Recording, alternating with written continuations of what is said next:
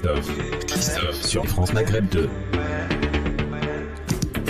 Bonjour à toutes, bonjour à tous, j'espère que vous allez bien en pleine forme en ce lundi 20 décembre. Ça y est, nous approchons petit à petit de cette fin d'année 2021 pour en ouvrir une autre. Je sais pas si elle sera aussi prometteuse, mais bon. C'est parti pour le LGF qui vous emmène et vous conduit jusque 18h les amis. Voici le programme pour aujourd'hui.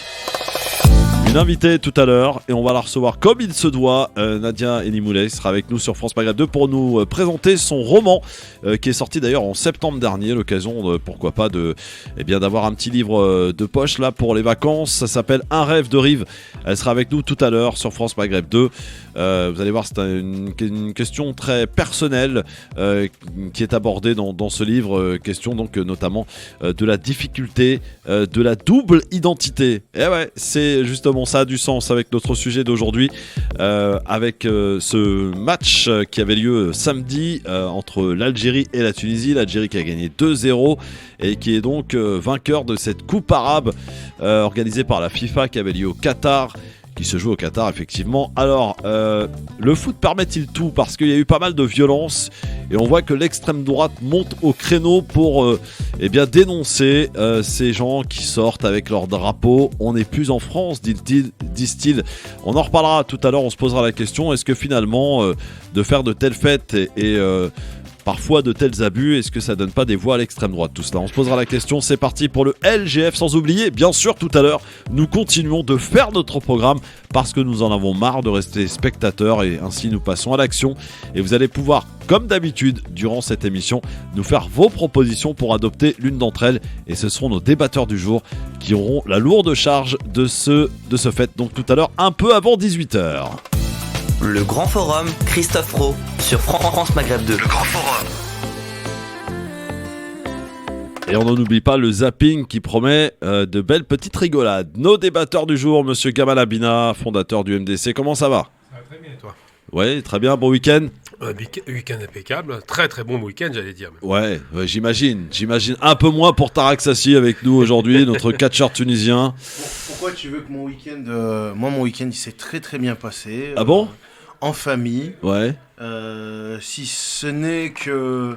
Il y a eu quelques troubles samedi soir, mais en dehors de ça, ça ne m'intéresse pas. Je tiens à rappeler... C'est à cause d'Abina, ça. Hein. Je tiens à rappeler que la seule chose que je connais du foot, c'est Mark Lunders. Ouais.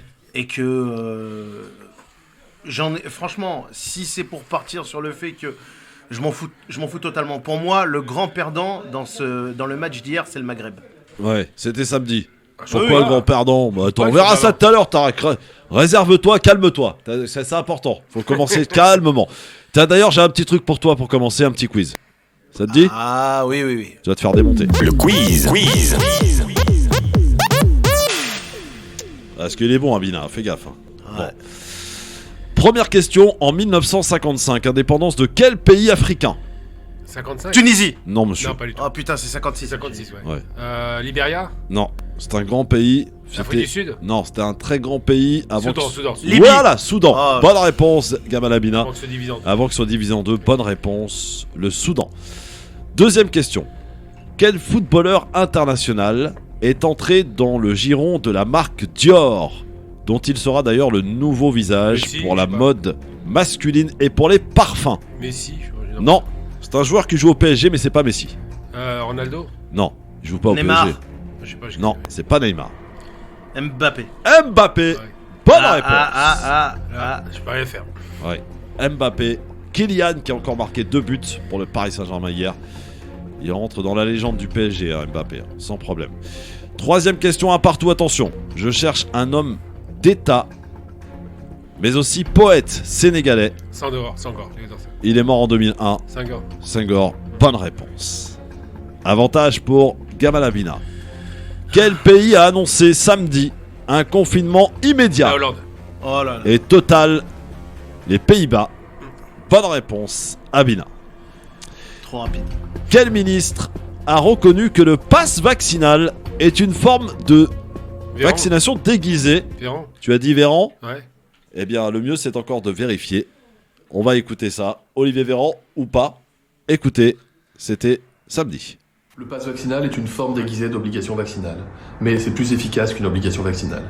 Empêcher les gens d'aller dans des bars, des restaurants, dans des lieux qui reçoivent du public s'ils ne sont pas vaccinés, c'est plus efficace que leur mettre une amende de 100 € quand on les attrape dans la rue. Olivier Véran. C'est exactement ce que je disais il y a 2 jours à des amis. Quand est-ce qu'il va présenter sa démission ? Pourquoi ? Pour l'instant, il bosse bien. Oh non, franchement non. En tout cas, pour l'instant, c'est pas Abina qui va démissionner. Attention, on poursuit. 6e question. Quelle ville a annoncé l'annulation des feux d'artifice du 31 décembre ? Paris. Nice. Paris. Ah, Paris. Bonne réponse. C'est pas vrai. Pas de feux d'artifice cette année à Paris. C'est dommage, ça va être triste. Ah oui. Et attendez-vous à des restrictions qui vont être annoncées le 31 décembre. Ouais. Ça sent. Attention, dernière question. Quel laboratoire Pfizer. a annoncé... Pfizer. C'est Gamal qui l'a dit, je crois, en premier. Alors, non mais on sait pas. si, je sais, mais alors J'ai vous dit savez Pfizer. de quoi je parle ou pas ? Non, du tout, mais j'ai Alors, Pfizer. eh bien, écoutez bien la question. Quel laboratoire a annoncé vouloir tester une 3e dose de vaccin anti-Covid chez les enfants de moins de 5 ans ? Ah, c'est Pfizer. C'est Pfizer. Bonne réponse. Victoire incontestable de notre ami Abina, aujourd'hui, une nouvelle fois, pour ce quiz. C'est un peu normal en ce moment, l'Algérie, la Tunisie. Ça ne fait que confirmer. J'ai monté la sauce. Viens à la salle, Jamais de la vie. Non mais je connais beaucoup d'Algériens qui fanfaronnent, mais une fois qu'ils sont à la salle, ils fanfaronnent moins. Ça dépend ce qu'on fait à la salle. Mais encore une fois. Si c'est le nunchako, c'est quand tu veux. Mais je sais faire du nunchako. Ah mais pas mieux que Encore une fois, j'adore. je le dis, je le répète, je n'en ai strictement rien à foutre. La provocation, ça marche. Non mais sérieusement. Après bon, par contre j'ai vu des provocations extrêmement graves d'Algériens envers Tunisiens qui ont vraiment... Bah, du tout. Mais bon, faut pas abuser quand même. Franchement, c'était un bon match avec 2 belles équipes. Ouais, mais bon, après, faut pas abuser non plus. Non, les provocations de 2 balles, c'est rien, mais c'est un bon match et 2 belles équipes. Moi, j'étais content de les voir toutes les deux. Je l'ai pas regardé. Ah ouais ? J'ai juste retenu la scène de l'étranglement avec l'autre qui était chevelu. Ouais, c'est ridicule. Ouais, tu parles de... Hannibal, ouais. Hannibal ? Ouais, c'est la seule scène qui avec le prénom, l'autre. Il rappelle Tahiti Bob, le gars. Hannibal Lecter. Très bien. Bon, alors, la coupe arabe, d'ailleurs... qui vient au Maghreb, bon, ça a du sens ou pas ? Bien sûr. Ah ouais ? Il y a 23 pays arabes, qu'on le veuille ou non, et l'arabité n'est pas une race, je le répète tout le temps, l'arabité c'est une culture. On a la chance de faire partie d'une sphère civilisationnelle arabo-musulmane, donc arabité, islamité, et je ne laisserai jamais aux Saoudiens, à cette bande d'incapables, l'arabité qui nous appartient. On a construit la civilisation arabo-musulmane, c'est bien l'Afrique du Nord qui a fait l'Andalousie, donc je ne prends pas de leçons de la part de gens qui ont perdu très rapidement la domination du monde arabe. C'est parti directement à Bagdad qui n'était pas arabe, puis ensuite en Syrie qui n'était pas arabe, puis ensuite en Turquie, donc je ne prends pas autre chose quand je parle d'arabité que la civilisation et non pas l'ethnie comme certains voudraient le faire. Bon, très bien. Dans un instant, le zapping les enfants, avec un petit zapping sympa, il y a du Jadot... Il y a tout ce que vous aimez dans le zapping du Christiane Taubira, du Jean-Luc Mélenchon. On va se régaler, restez avec nous sur France Maghreb 2. 01 40 33 9000 pour répondre à cette question. Le foot permet-il tout ? Et voilà, au vu de ce qui s'est passé samedi soir, évidemment, on le sait, à chaque fois qu'une équipe, l'équipe algérienne remporte une compétition, une coupe, comme ce fut le cas samedi, mais aussi mercredi pour la victoire, et aussi samedi dernier face au Maroc. Bref, on a l'impression que voilà, il se passe quelque chose quand même en France dès que les Algériens gagnent une compétition de football. Est-ce qu'on peut tolérer tout cela ? 01 40 33 9000. Voilà, ça parle ça pour l'extrême droite qui en profite, bien entendu. On écoutera d'ailleurs Julien Audoul qui a été sur BFM TV très direct. Hein. Le problème, c'est pas les Marocains, c'est pas les Tunisiens, ce sont les Algériens, a-t-il dit. Normal. On l'écoutera tout à l'heure et vous pourrez nous donner votre avis parce que je sais que c'est divisé sur le coup. Cette question, elle est divisée. Il y a certains qui disent non, il faut qu'on arrête de faire de fanfaronner, d'aller sur les Champs-Élysées, etc. Parce que ça donne des voix à l'extrême droite. Puis t'en as d'autres qui disent bah non, on est ici, on est français, mais on est aussi algérien et on ne renie aucune des deux. On sort aussi bien pour aller fêter l'équipe d'Algérie que pour l'équipe de France. Voilà les positions un petit peu qui sont partagées. On y reviendra ensemble. Et puis notre invité qui sera là tout à l'heure, Nadia Elimoulet sur France Maghreb 2. Faudra bien se tenir les gars. Hein. Pas de conneries devant elle. Attention. Je compte sur vous. Vous allez bien vous tenir. On se connaît. Bon, à tout de suite.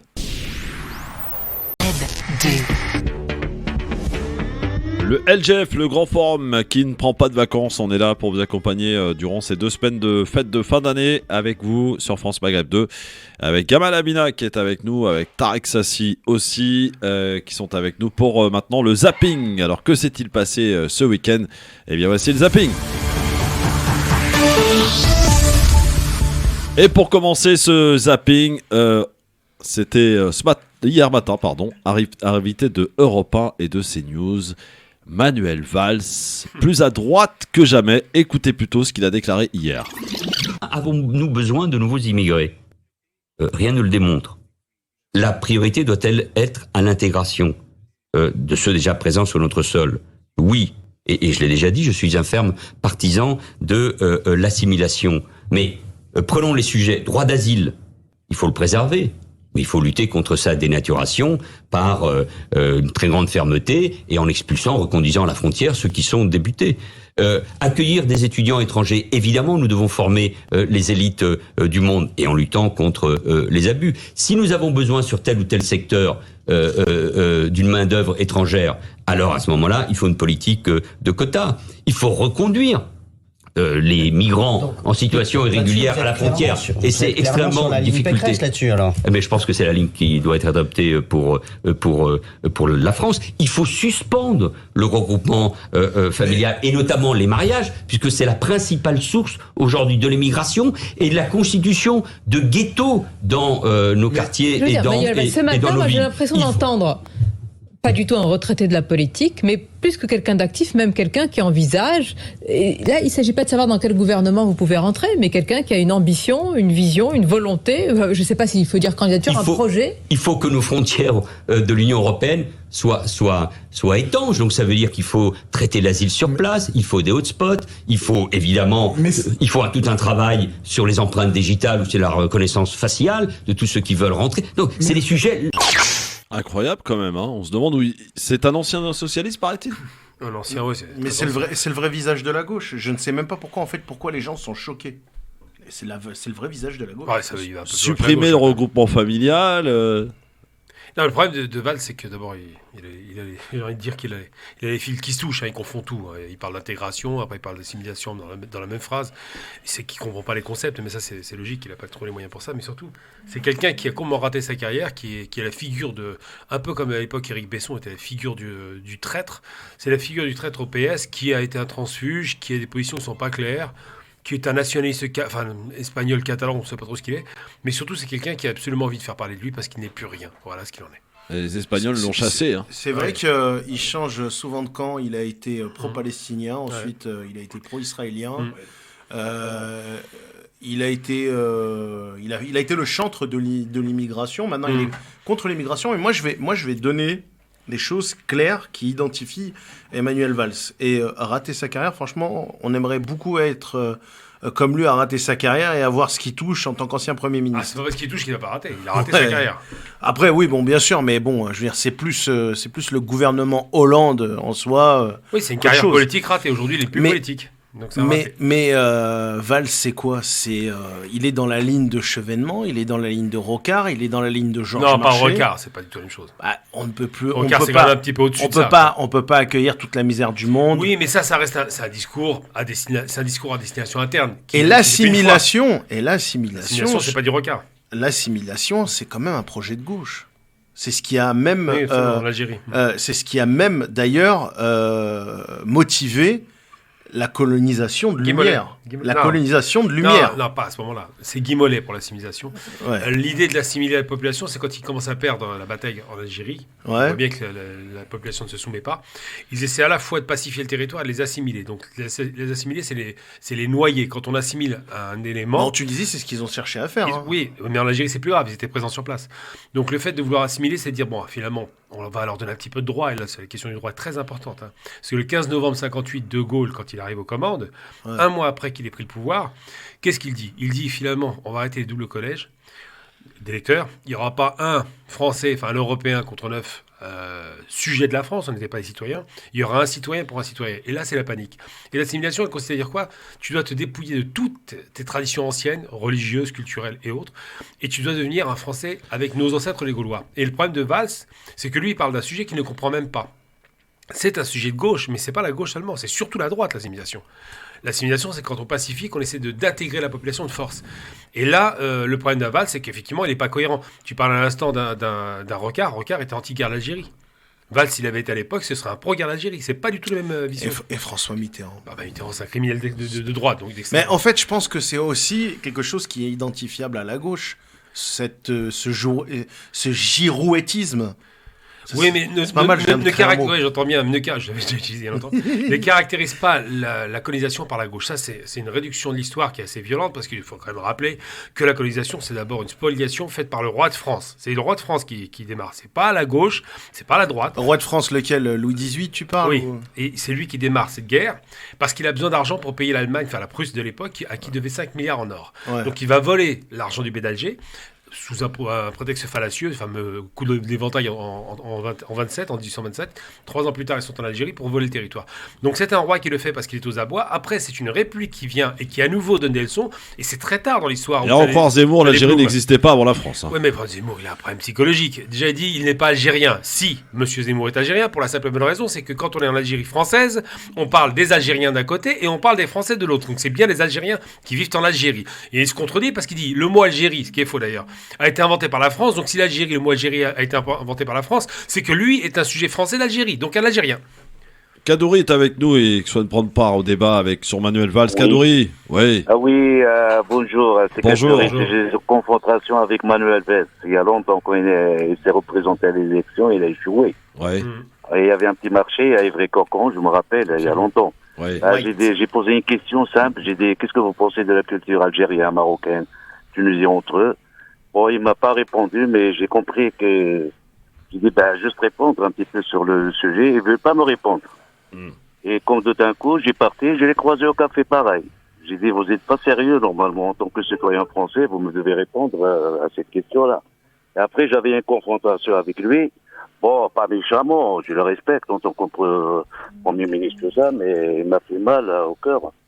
Là, je lui dis directement, j'ai dit, monsieur, vous n'allez pas aller loin en tant que président. Déjà, vous ne me respectez pas en tant que citoyen. Donc, vous jouez la langue de bois, tout ça, mais ça ne marche pas. J'ai dit, si vous continuez comme ça, vous ne serez pas président de la République. C'est pas pour demain, hein, c'est pas prévu au programme. Merci beaucoup, Kadouri, en tout cas. Il avait échoué aux primaires socialistes, monsieur, 4%. Mais il échoue tout le temps. Ça. Après, il est parti en Espagne. C'est ridicule en Espagne. Ouais. J'aimerais préciser quelques faits aussi que j'ai vécu en Tunisie avec ma femme.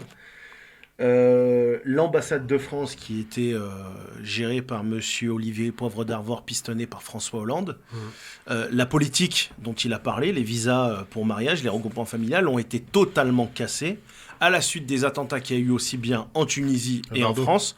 Et on oublie, non, il y a eu plusieurs attentats avec des policiers morts, un gamin décapité. Ça a été extrêmement horrible. Je veux dire, on a payé le prix de Daesh. C'était énorme. Non, mais il n'y a pas qu'à Sousse. Moi, j'habite à 100 mètres de l'attentat de Sousse. À 100 mètres de l'attentat de Sousse. Et cette politique dont il parle, il l'a mis en application. Dans certains consulats, il l'a mis en application.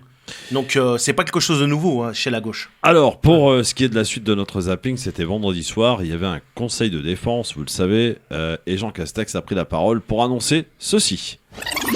Un projet de loi sera soumis au Parlement début janvier, notamment pour transformer le pass sanitaire en pass vaccinal.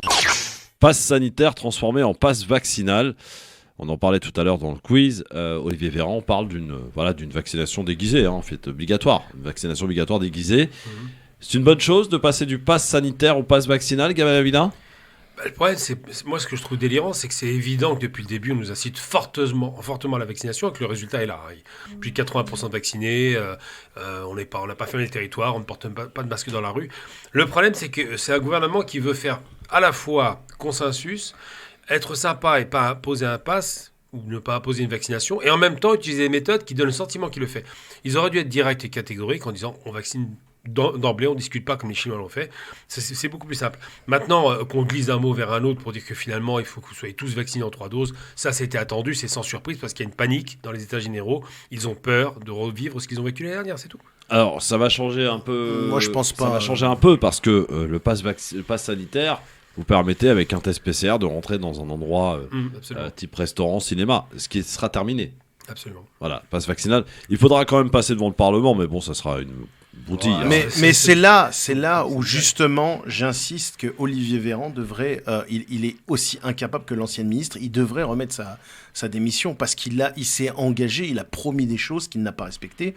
Et on nous parle encore, et je vais revenir à chaque semaine. J'avais dit pas de passe sanitaire, puis pas de passe vaccinal. Voilà, mais c'est pour ça en fait que ce mec-là a trahi la population et ce mec-là devrait remettre sa démission. Bon, Castex au milieu de tout ça, bon, c'est un peu soi-disant le mec qui dirige, mais bon, c'est pas mieux. Mais Véran, sur beaucoup de choses, dont les toxicomanes, pour moi, ce mec-là devrait remettre sa démission. Bah moi, mais vous allez me forcer à être l'avocat de la Macronie. Non, je suis pas d'accord avec ça. C'est facile, en vérité, quand on n'est pas aux commandes, de dire ils auraient dû. En vérité, ils n'auraient dû rien du tout. Ils naviguaient depuis le début, ils naviguaient à vue. Ils avaient à l'époque. Non, je vais jusqu'au bout de mon propos. À l'époque, ils parlaient de la possibilité d'avoir une immunité collective à 60% de la population. Ils se sont rendus compte que c'était totalement faux et impossible. On a 60% de vaccinés aux États-Unis. C'est une hécatombe, 1500 morts par jour aujourd'hui. Donc l'idée de ces hommes politiques. Les États-Unis, c'est 330 millions d'habitants. Mais c'est un argument qui n'a pas la route. Proportionnons, si tu veux. Je te fais la proportion. Il y a 50 morts en moyenne par jour en France, tu multiplies par 7, tu as 350 morts contre 1500 morts, ça veut dire que c'est 10 fois plus. Donc ce que je veux dire, c'est qu'en proportion de la population, c'est un taux monumental aux États-Unis. En France, c'est le pays où il y a le moins de morts d'Europe, parce qu'il y a le plus de vaccinations quasiment d'Europe, avec le Portugal. Donc il faut être clair, ces gens naviguent à vue depuis le début parce qu'ils sont en panique comme tout le monde. Ils ont un état général, leur équipe médicale et scientifique ne sont incapables de vous dire ce qui va se passer. Ça ne tient pas la route parce que le pass sanitaire, aussi mauvais soit-il, il permettait quand même pour ceux qui ne sont pas vaccinés de fournir un test PCR, donc qui prouve qu'à l'instant T, vous n'êtes pas contaminé ni porteur du virus. Ça tient la route, le but c'est de vacciner. Par contre, le vaccin, vous êtes porteur et vous pouvez contaminer. Mais Christophe, non, je vais pas m'énerver. Mais Christophe, c'est pour faire semblant. Je voulais faire du RMC, mais ça n'a pas marché. Non, mais sérieux. Non, mais ça, on peut faire monter la sauce si vous voulez. Non, Christophe, plus sérieusement, un jour, je peux sembler m'énerver. Non, mais Gamal Abina en défenseur de la Macronie, on aura tout. On aura tout. Non, mais réponds pas à cette question, je n'ai pas d'argument là. Non, l'argument il tombe en massue. Il faut être clair, ce gouvernement qui n'assume pas sa décision de vacciner de force utilise des méthodes vicieuses pour qu'on soit vacciné de force. C'est tout, c'est ça la réponse. C'est pour éviter quoi? Une responsabilité des effets secondaires des vaccins? Non, pas du tout. Oh là, pas du tout. Alors, ils s'en foutent comme de l'an 40. Parce que j'entendais quand même ça, des gens s'exprimer sur différentes radios et médias, des gens qui n'étaient pas vaccinés qui disent, si le gouvernement nous dit vaccination obligatoire, j'y vais tout de suite. Parce que s'il y a un problème, j'attaque l'État. Ah, mais parce qu'ils n'ont pas lu les papiers. Vous savez très bien que les vaccins se dégagent de toute responsabilité s'il y a un problème, vous le savez quand même. Bah oui, mais ça c'est un problème. Bien sûr que c'est un pas problème. bon pour la confiance, ça, Gamal Abina. Évidemment que c'est pas bon. Bah voilà. Mais depuis le début, ils font plein de choses qui sont pas bonnes pour la confiance. Ils vous ont fait croire, par exemple, que les vaccins n'étaient pas nécessaires. Sur mon argument, t'as pas répondu. Hein. Mais si je t'ai répondu, le pass sanitaire, la méthode. La méthode, c'est obligé à la vaccination, c'est clair. D'accord, mais ça va pas réduire les clusters. Mais c'est pas. Non, au moins, avec ceux qui ne sont pas vaccinés, qui se rendent dans un restaurant, avec un test PCR ou antigénique négatif, ça veut dire qu'ils ne sont pas porteurs à l'instant T du virus, ni de transmettre. Par contre, les vaccinés, on ne sait pas. Tout le monde s'en fout. C'est pas le problème. Tout le monde s'en fout, c'est la base, non? Le problème, c'est que l'homme qui va à l'hôpital vacciné ne meurt pas de la maladie. C'est tout ce qui les intéresse. Bah, il ne meurt pas en majorité, on va dire. En immense majorité. À 90%, il ne meurt pas. Ouais. Parce que maintenant, on se rend compte que ceux qui meurent. Il y a beaucoup de myocardite, notamment chez les jeunes en réa en ce moment. Il faut le dire. Il y a un certain nombre de myocardites, on n'a pas les stats, mais ce qui est sûr, c'est qu'ils ne meurent pas de la maladie pour le moment, massivement. Ça, ce que je veux dire, c'est que ils font des pertes et des profits. Est-ce que ça passe, que ça passe pas? Ça ne veut pas dire que c'est bien. Ça veut dire qu'aujourd'hui, il y a un virus qui est extrêmement violent et qui mute très rapidement, et que l'état-major politique est en panique, c'est tout. Bon, on va voir ce qu'en pense Ali qui nous appelle, puisque vous pouvez aussi participer au débat du zapping. Ali, bonjour. Oui, bonjour. Moi, juste sur le problème du pass, de la vaccination, moi, je me demande pourquoi on n'instaure pas à l'entrée des restaurants, on va dire, définir en avance, on veut dire à plus de 50 couverts, les autotests qui se vendaient en pharmacie là, à 5 €, et les gens qui viennent au restaurant, qui viennent aux discothèques, se payent à 7 € par exemple l'autotest à l'entrée du restaurant, et là on est sûr que tout le monde est négatif à l'intérieur. Ah oui, exact. Sauf que voilà. Mais les visées du gouvernement, c'est pas les autotests, ils s'en foutent, ils veulent que les gens soient vaccinés. C'est une stratégie. Ça coûte rien les autotests. Mais c'est pour nous vendre 3 € un autotest, 57 € un PCR. Gamal, fais le compte. Pas efficace. Le problème, quand tu fais un autotest, tu restes potentiellement mortel. Tu t'exposes à un virus qui est mortel. Eux, ils veulent une vaccination généralisée. Le problème de ce gouvernement, c'est qu'il ne le dit pas. C'est ça le vrai problème. Bon, bah merci Ali, moi je trouvais que ça avait du bon sens ton truc. Alors justement, tiens, Jean-Luc Mélenchon qui est dans les Antilles, vous le savez, il était au Guadeloupe puis en Martinique. Qu'est-ce qu'il pense lui de ce pass vaccinal, Jean-Luc Mélenchon, écoutez. Il faut arrêter de fermer des lits, on pourrait déjà faire ça. Les tests gratuits. Il faut organiser la société du roulement, c'est-à-dire que tout le monde ne parte pas au travail en même temps. Voilà, ça c'est du bon sens, ça, par exemple. Tu vois évidemment que c'est du bon sens. Ouais, alors 6800 lits ont été fermés depuis le début de la pandémie. Et après, on nous parle d'une surcharge à l'hôpital, les gars, on se fout de nous, non ? Un petit peu, mais ça, là, on parle du capital maintenant. C'est le capitalisme, c'est la dette publique, c'est tout un tas d'éléments qui se fichent complètement des pertes et profits humaines. Je parle des vies humaines. Parce qu'il faut savoir, je le répète toujours en rigolant, mais c'est la vérité, la vie n'est pas rentable. Quelqu'un qui vieillit n'est pas rentable. Christiane Taubira, la nouvelle star de la gauche, était à Saint-Denis ce week-end. Que pense-t-elle de cette crise épidémique et de ces décisions gouvernementales ? C'est pas en 24 heures que moi, je vais faire des miracles et faire aboutir ce qui, depuis 18 mois, piétine. Mais il y a une obligation, et c'est le sens et la finalité de la politique, de répondre aux problèmes des gens. Voilà, c'est Christiane Taubira qui en dit pas beaucoup plus d'ailleurs. Hein. Bla bla bla. Voilà, blabla. Elle sort du trou à la dernière minute, elle est pas mal quand même. Et justement, puisqu'on parle de Taubira, il y en a un qui a un message pour elle. C'est Yannick Jadot, il était l'invité de Bourdin ce matin, écoutez. Rejoins les écologistes, Christiane. Rejoins les écologistes. Oui. Mets ton talent au service d'une campagne qui a travaillé, qui a un projet. À l'inverse, 5 ans d'absence politique. Je reviens avec une vidéo de 3 minutes, à 4 mois de l'élection, pour donner rendez-vous dans 1 mois, à 3 mois, moins de 3 mois du premier tour. Ça n'est pas sérieux, c'est pas à la hauteur des combats qu'elle mène. Je le dis aussi à Anne Hidalgo. Oui. Je le dis à Anne Hidalgo. On voit bien toute la stratégie du Parti Socialiste de sauver sa candidature. Au fond, pas de sauver sa candidature, de sauver sa sortie de l'élection présidentielle. C'est un aveu de faiblesse ? C'est un aveu de fin de cycle d'un logiciel politique. C'est fini. Anne Hidalgo, c'est fini. Mais non, c'est pas. Non, mais c'est fini. Non, j'ai pour pas. La présidentielle, c'est fini. Ah ben en tout cas, je pense que sa candidature est dans l'impasse. Et donc, je leur dis, comme je l'ai dit depuis un an, rejoignez-nous ensemble. Rejoignez-moi.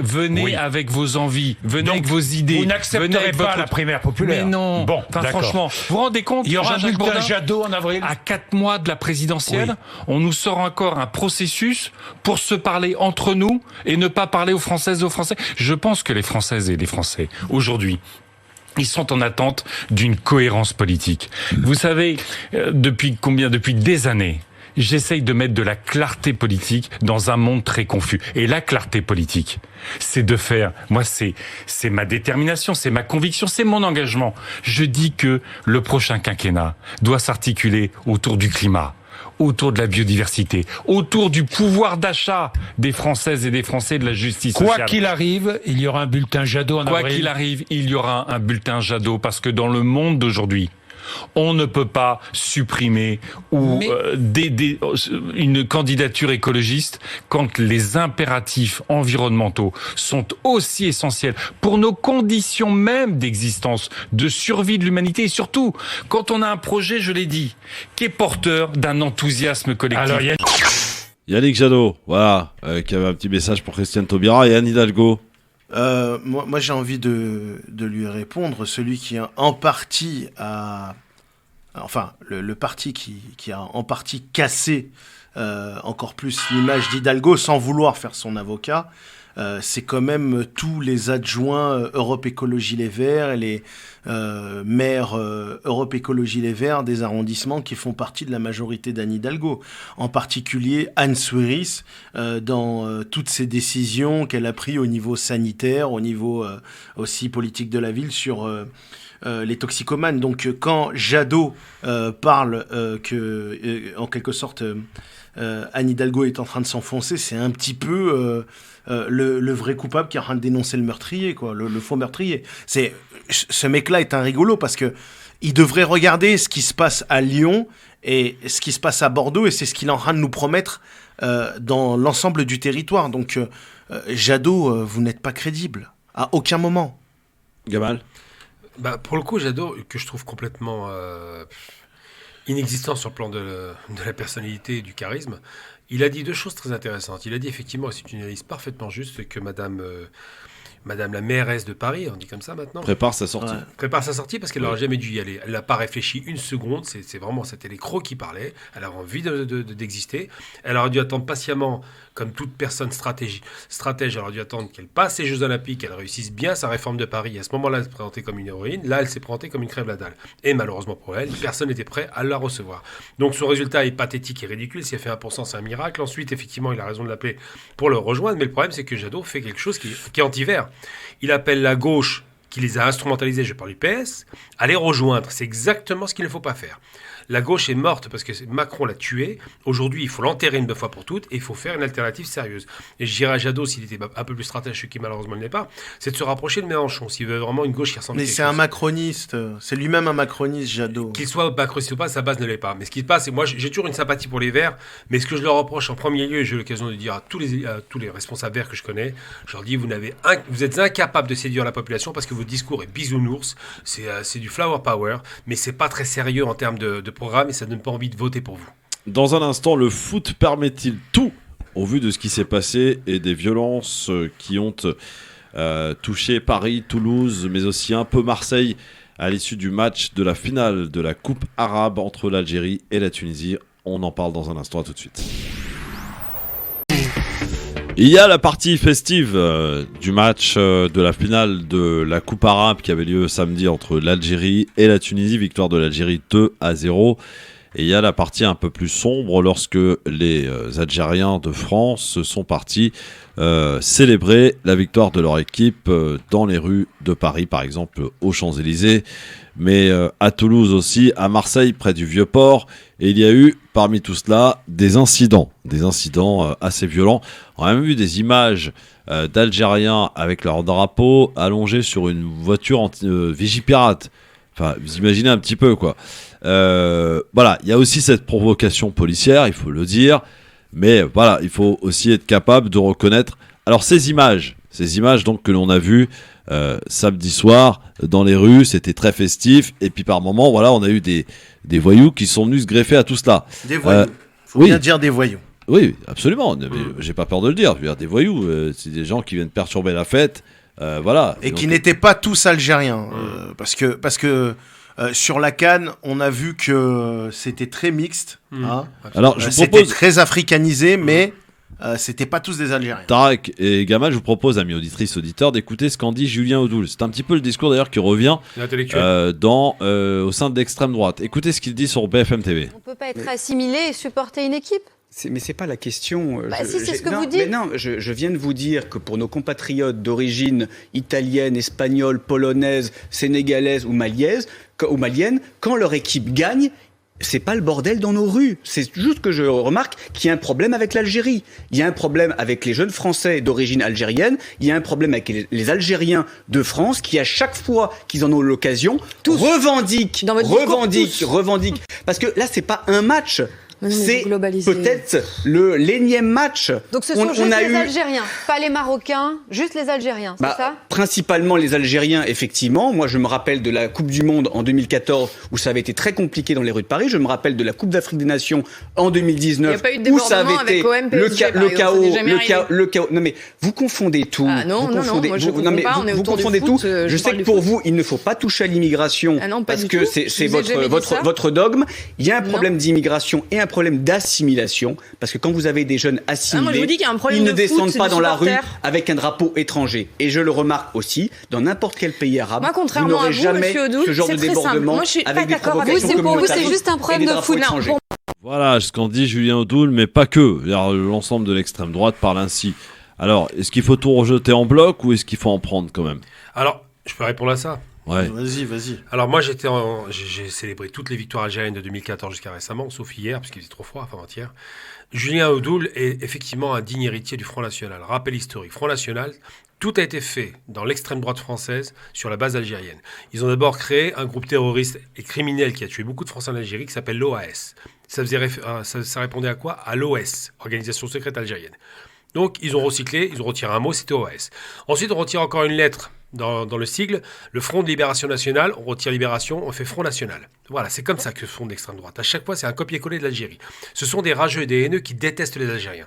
Alors l'argument selon lequel les Algériens feraient plus de panique ou de pagaille que d'autres équipes, c'est un menteur pathologique et lâche. Parce que quand les Anglais, par exemple, ont massacré les Tunisiens et que les Algériens les ont aidés à Marseille, dans une Coupe du Monde dont on se souvient, où ils faisaient de la chasse au bougnoul à ce moment-là. Étrangement, il n'a pas dit un mot, lui et son groupe politique, sur les Anglais. Lorsqu'il y a le massacre dans stade Ezel, on n'en parle pas. Lorsque les hooligans massacrent, on n'en parle pas. Lorsque les skins, pendant toutes les années 80-90, ont massacré des Noirs et des Arabes sur Boulogne, le COP Boulogne avec une meute de barbares skinhead, on n'en parle pas. Par contre, là, quand il y a deux, trois petits excités, des petits cailles arabiens surchauffés qui font un petit incident de rien du tout, hein, on en parle. Mais il ne parlera pas du fait que, et moi j'y étais, j'ai vu il y a 2 jours, j'ai vu dans rien qu'à Pantin un déploiement de forces de l'ordre extrêmement violent et extrêmement agressif, parce que les flics font pas semblant d'être agressifs la nuit. Eh bien, quand on était sur les champs, c'était bon enfant. Ça se passait bien. Et bien, les flics nous insultaient. Gratuitement.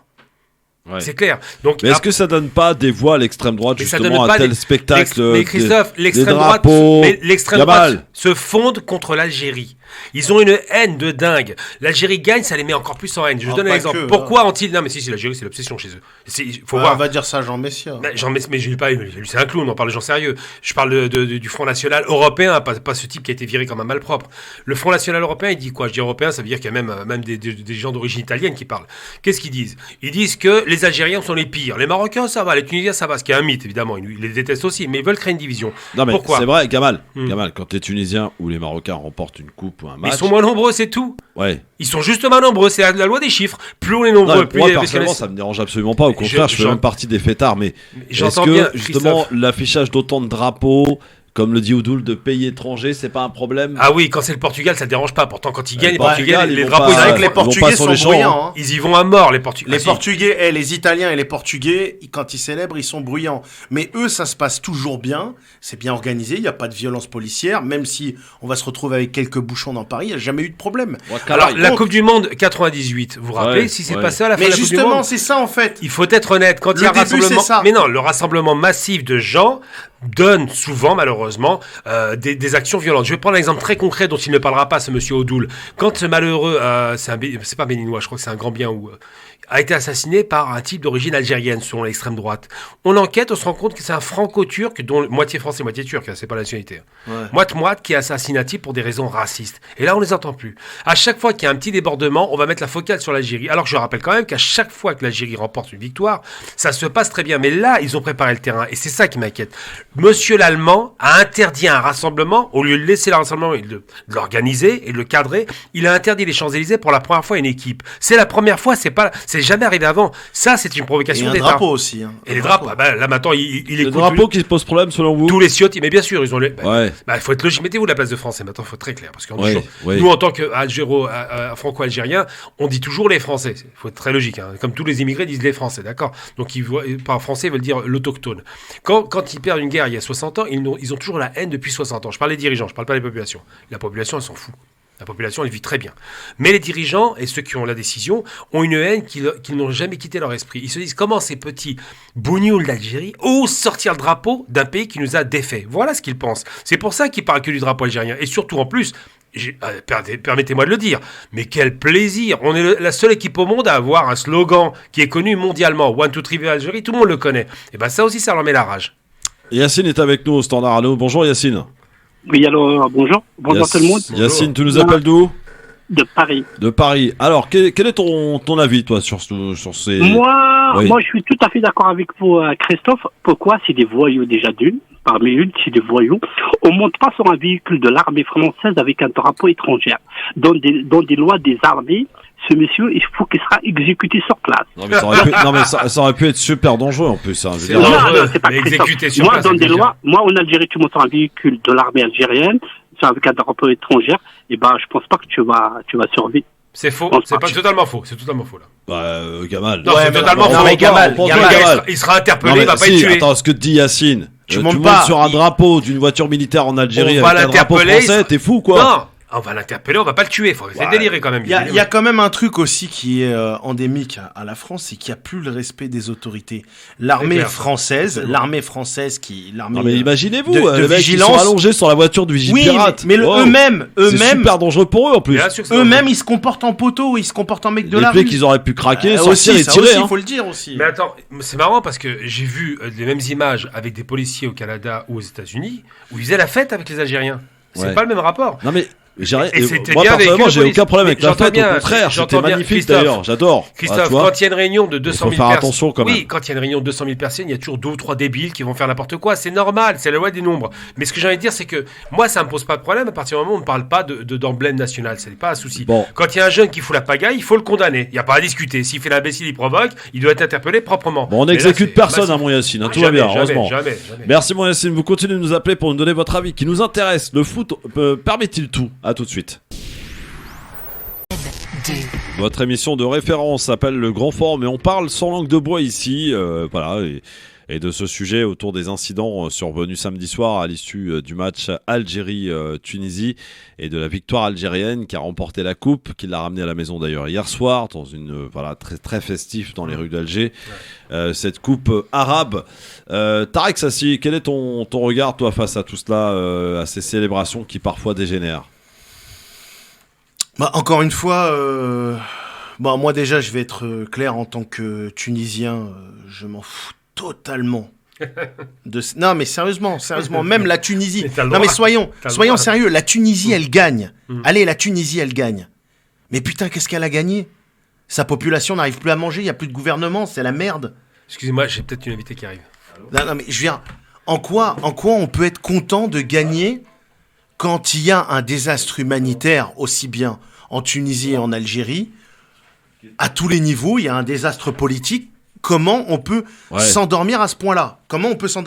Et je trouve que, en particulier sur les pays maghrébins, il y a trop de tournois de foot qui concentrent les attentions, les passions, et qui font que justement... mais c'est pas le sujet. Non, mais laisse-moi finir. Je vais y arriver.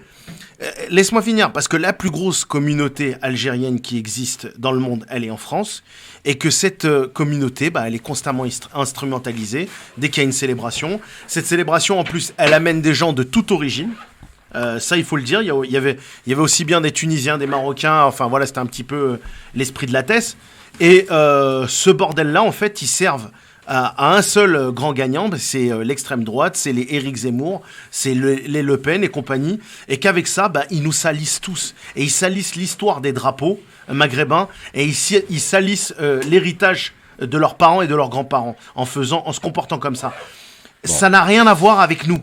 On va accueillir Lounès qui est avec nous, standard 01 40 33 9000. Bonsoir Lounès. Bonsoir Christophe, ça va? Ça va très bien mon Lounès. Alors, quel est ton avis là-dessus? Attends, déjà... 1, 2, 3, vive l'Algérie, vive l'Algérie. Ah bah, obligé frère. Je suis pas du tout d'accord avec ce qu'il vient de dire le monsieur, mais c'est son opinion, je le respecte. Qu'on crève, enfin le mot est très fort, hein, crève de faim, le sport ça n'a rien à voir.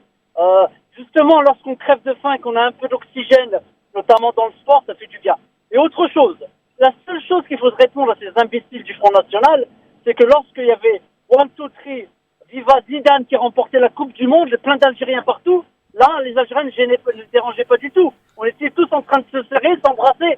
Mais arrêtez des demi-mesures. Vive le sport, vive le foot. C'est beau. On n'a pas interdit de célébrer. Si, on a interdit de célébrer sur les Champs-Élysées. Non, mais moi, j'ai pas. Le préfet allemand était interdit de célébrer. Il y a un truc qu'il faut se poser comme question. Comment ça se fait qu'on peut ouvrir des stades pour des finales qui ne concernent pas la France et que jamais on ouvrira un stade dans des mairies où il y a une majorité d'Algériens, de Tunisiens, parce qu'ils ne sont pas inscrits sur les listes électorales aussi, et c'est bien fait pour leur gueule. Pour qu'ils puissent célébrer tranquillement cette finale sans avoir de problème. Ouais, mais ça, c'est votre logiciel, vous êtes des réacs, les mecs. Ensuite, vous êtes bloqués dans l'ancien temps. Non, mais oui, l'ancien temps, il y avait beaucoup de choses qui se passaient mieux. Ensuite, l'histoire de l'oxygène, quand on sait le nombre de jeunes qui sont en train de crever dans la mer ou qui crevent sur place dans le pays, je crois pas que ce soit ça n'a rien à voir, Tarek, ça n'a rien à voir. Non, là, je te rejoins pas, c'est pourquoi? Parce que, en vérité, ce petit bonheur qui est un petit bonheur, Ah qui oui, fait du bien à une Lounès. nation, a un double sens en Algérie. Je rappelle tout de même, à titre indicatif, une chose importante. L'équipe algérienne qui a joué, c'est les nationaux, et uniquement les nationaux, pas les Exact, internationaux. ouais. Et ils ont montré aux internationaux qu'ils étaient aussi bons. Maintenant, ça veut dire que l'Algérie de l'intérieur est réconciliée avec l'Algérie de la diaspora. Et ça, c'est très positif. Mais c'est l'Algérie qui gagne qui emmerde en fait. Absolument. Hein, c'est ça. Ah oui. Lounès, c'est ça ou pas? Ouais, mais même vos intervenants, ils disent n'importe quoi, quelquefois. Ah, ça arrive. Hein, ça... Et vous êtes là pour les recadrer, hein, s'ils racontent des conneries. On n'invente pas les choses. C'est du sport. Ils ont gagné, ils ont fêté, tant mieux. Je dis ça, je suis algérien, mais pas que pour ça. Arrêtons, ça va toujours pas bien dans ce pays, alors. Arrêtons, c'est du sport. Après, les voyous, comme tu as dit à juste titre, Christophe, c'est des voyous. Et ben, oui. on a la police, on a les CRS, on a l'armée. Ils vont les chercher. Mais arrêtez de dire les Algériens, ou si c'était des Marocains, les Marocains. Arrêtez, on est nés ici. On n'a pas choisi de venir ici, nous. Franco-algérien quand même, ça change rien. Merci mon Lounès. On n'est pas sorti de one, l'auberge. two, three, vive l'Algérie mon Lounès. Vraiment, on n'est pas sorti de l'auberge. Bon, Jamel est avec nous. Salut mon Jamel. Salut les amis, comment allez-vous? Bah ça va mon Jamel. Alors Bah ouais, bah one, two, three, hein, comme d'habitude. Bah évidemment. En tout cas, Monsieur Mamie, que je salue, nous invite à manger. Ah oui, c'est vrai. C'est vrai ça? Ouais, il avait dit à Jamel vendredi que si l'Algérie gagnait, il m'invitait On a une avocate, moi et hein, Jamel c'est moi. à manger au restaurant. C'était quand même osé de sa part, il a pris des risques. Il a pris des risques, mais il l'assume. Enfin j'imagine. On va voir en tout cas. On embrasse nos amis tunisiens et tous les autres aussi. Ouais. Oui, bah, on t'écoute. Alors, Vas-y Jamel. Hein, t'as l'habitude pourtant. Vas-y. Alors moi, ça va être simple. Hein. C'est comme d'habitude. On se focalise sur quelques abrutis qui viennent et qui sont pas forcément algériens ou quoi que ce soit. Et comme on a des abrutis en face, parce que l'auditeur avant disait on a des flics, on a des CRS, ouais, mais on a des cons aussi parmi eux. Et il est là le problème. Moi, je sais que sur Paris, il y a eu voilà, hein, comme d'habitude. Hein. Il y a un événement, on va attendre les 2-3 qui sont chauds, on va foncer dans le tas. Voilà ce qui se passe. Clair. Pour connaître certains qui vont être dans les CRS, c'est comme ça que ça se passe. Malheureusement, on va faire le point sur gna gna gna, les Algériens, blablabla. Et c'est tout ça, c'est des relents de certains qui ont encore une certaine rage vis-à-vis de la guerre d'Algérie, etc. Jamel, tu as raison parce que on va dire une chose. C'est de la Jamel. poussière qui reste là, qui veut pas s'en aller. Ouais, Jamel, on va dire une chose. Je sais pas si Gamal va partager mon avis. On dit souvent que la police est aux ordres du gouvernement, ce qui est en partie vrai, mais pas que. La police, la police est aussi victime, j'ai envie de dire, de ces syndicats d'extrême droite qui sont majoritaires dans la police. Absolument. Et on sait ce que pensent ces syndicats d'extrême droite majoritaires dans la police des Arabes en général, mais des Algériens en particulier. Absolument. Ils sont nostalgiques de l'Algérie française, ces gens-là, et ils sont nombreux. C'est des poids lourds hein, de la police Bien française. sûr. Il faut le dire, il y a de la xénophobie, il y a du racisme. Oui, il y en a, bien sûr. On va pas le généraliser à toute la... On le retrouve chez les plus jeunes. Oui, Le problème les qu'on plus a, anciens aussi. c'est que moi, je vais te dire en connaissance de cause, j'ai eu certaines personnes qui sont venues, que je reçois dans le cadre de mes fonctions, de 35 ans, de 30 ans et de 25 ans qui ont le même discours que, pardonnez-moi des termes, des vieux cons nostalgiques de cette période d'Algérie française. Et ça me choque plus que les 2-3 conneries qu'on va nous donner sur BFM et compagnie. Il est là le problème. Bon, merci mon Jamel. Un dernier appel là-dessus avant d'accueillir notre invité qui attend sagement. Abdel, bonsoir. Bonsoir, tu m'entends bien Christophe? Bah jusque-là, tout va bien. Moi, Abdel, qu'est-ce qui se passe? Moi, je te dis franchement Christophe, j'ai la honte. Ça me fout la honte. Pourquoi? Parce que je crois que vous vous rendez pas compte. Ouais. Quand tu as une carte d'identité française,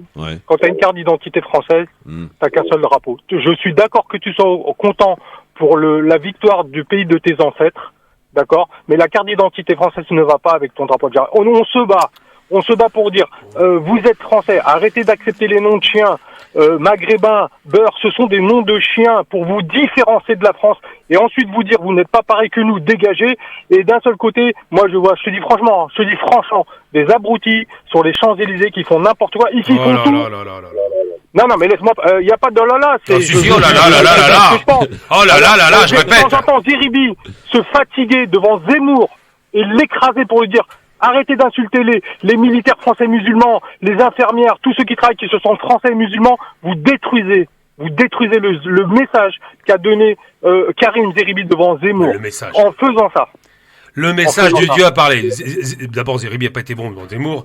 Ensuite, je l'accepte. Ça a été un des meilleurs. Non, vous caricaturez. C'était juste un type qui voulait montrer pas de blanche. Non, il était bon. Il voulait montrer pas de blanche. Il voulait dire à Zemmour, je suis aussi français que toi, ce qui était ridicule. C'est pas comme ça qu'on discute avec Zemmour. Bien sûr qu'il est aussi français. On l'a pas démontré. C'est une citoyenneté qui se discute oui, pas. mais bon, il lui a montré. La citoyenneté, c'est pas l'origine. La citoyenneté, c'est pas la culture. La citoyenneté, c'est un droit qui est lié à la Révolution française.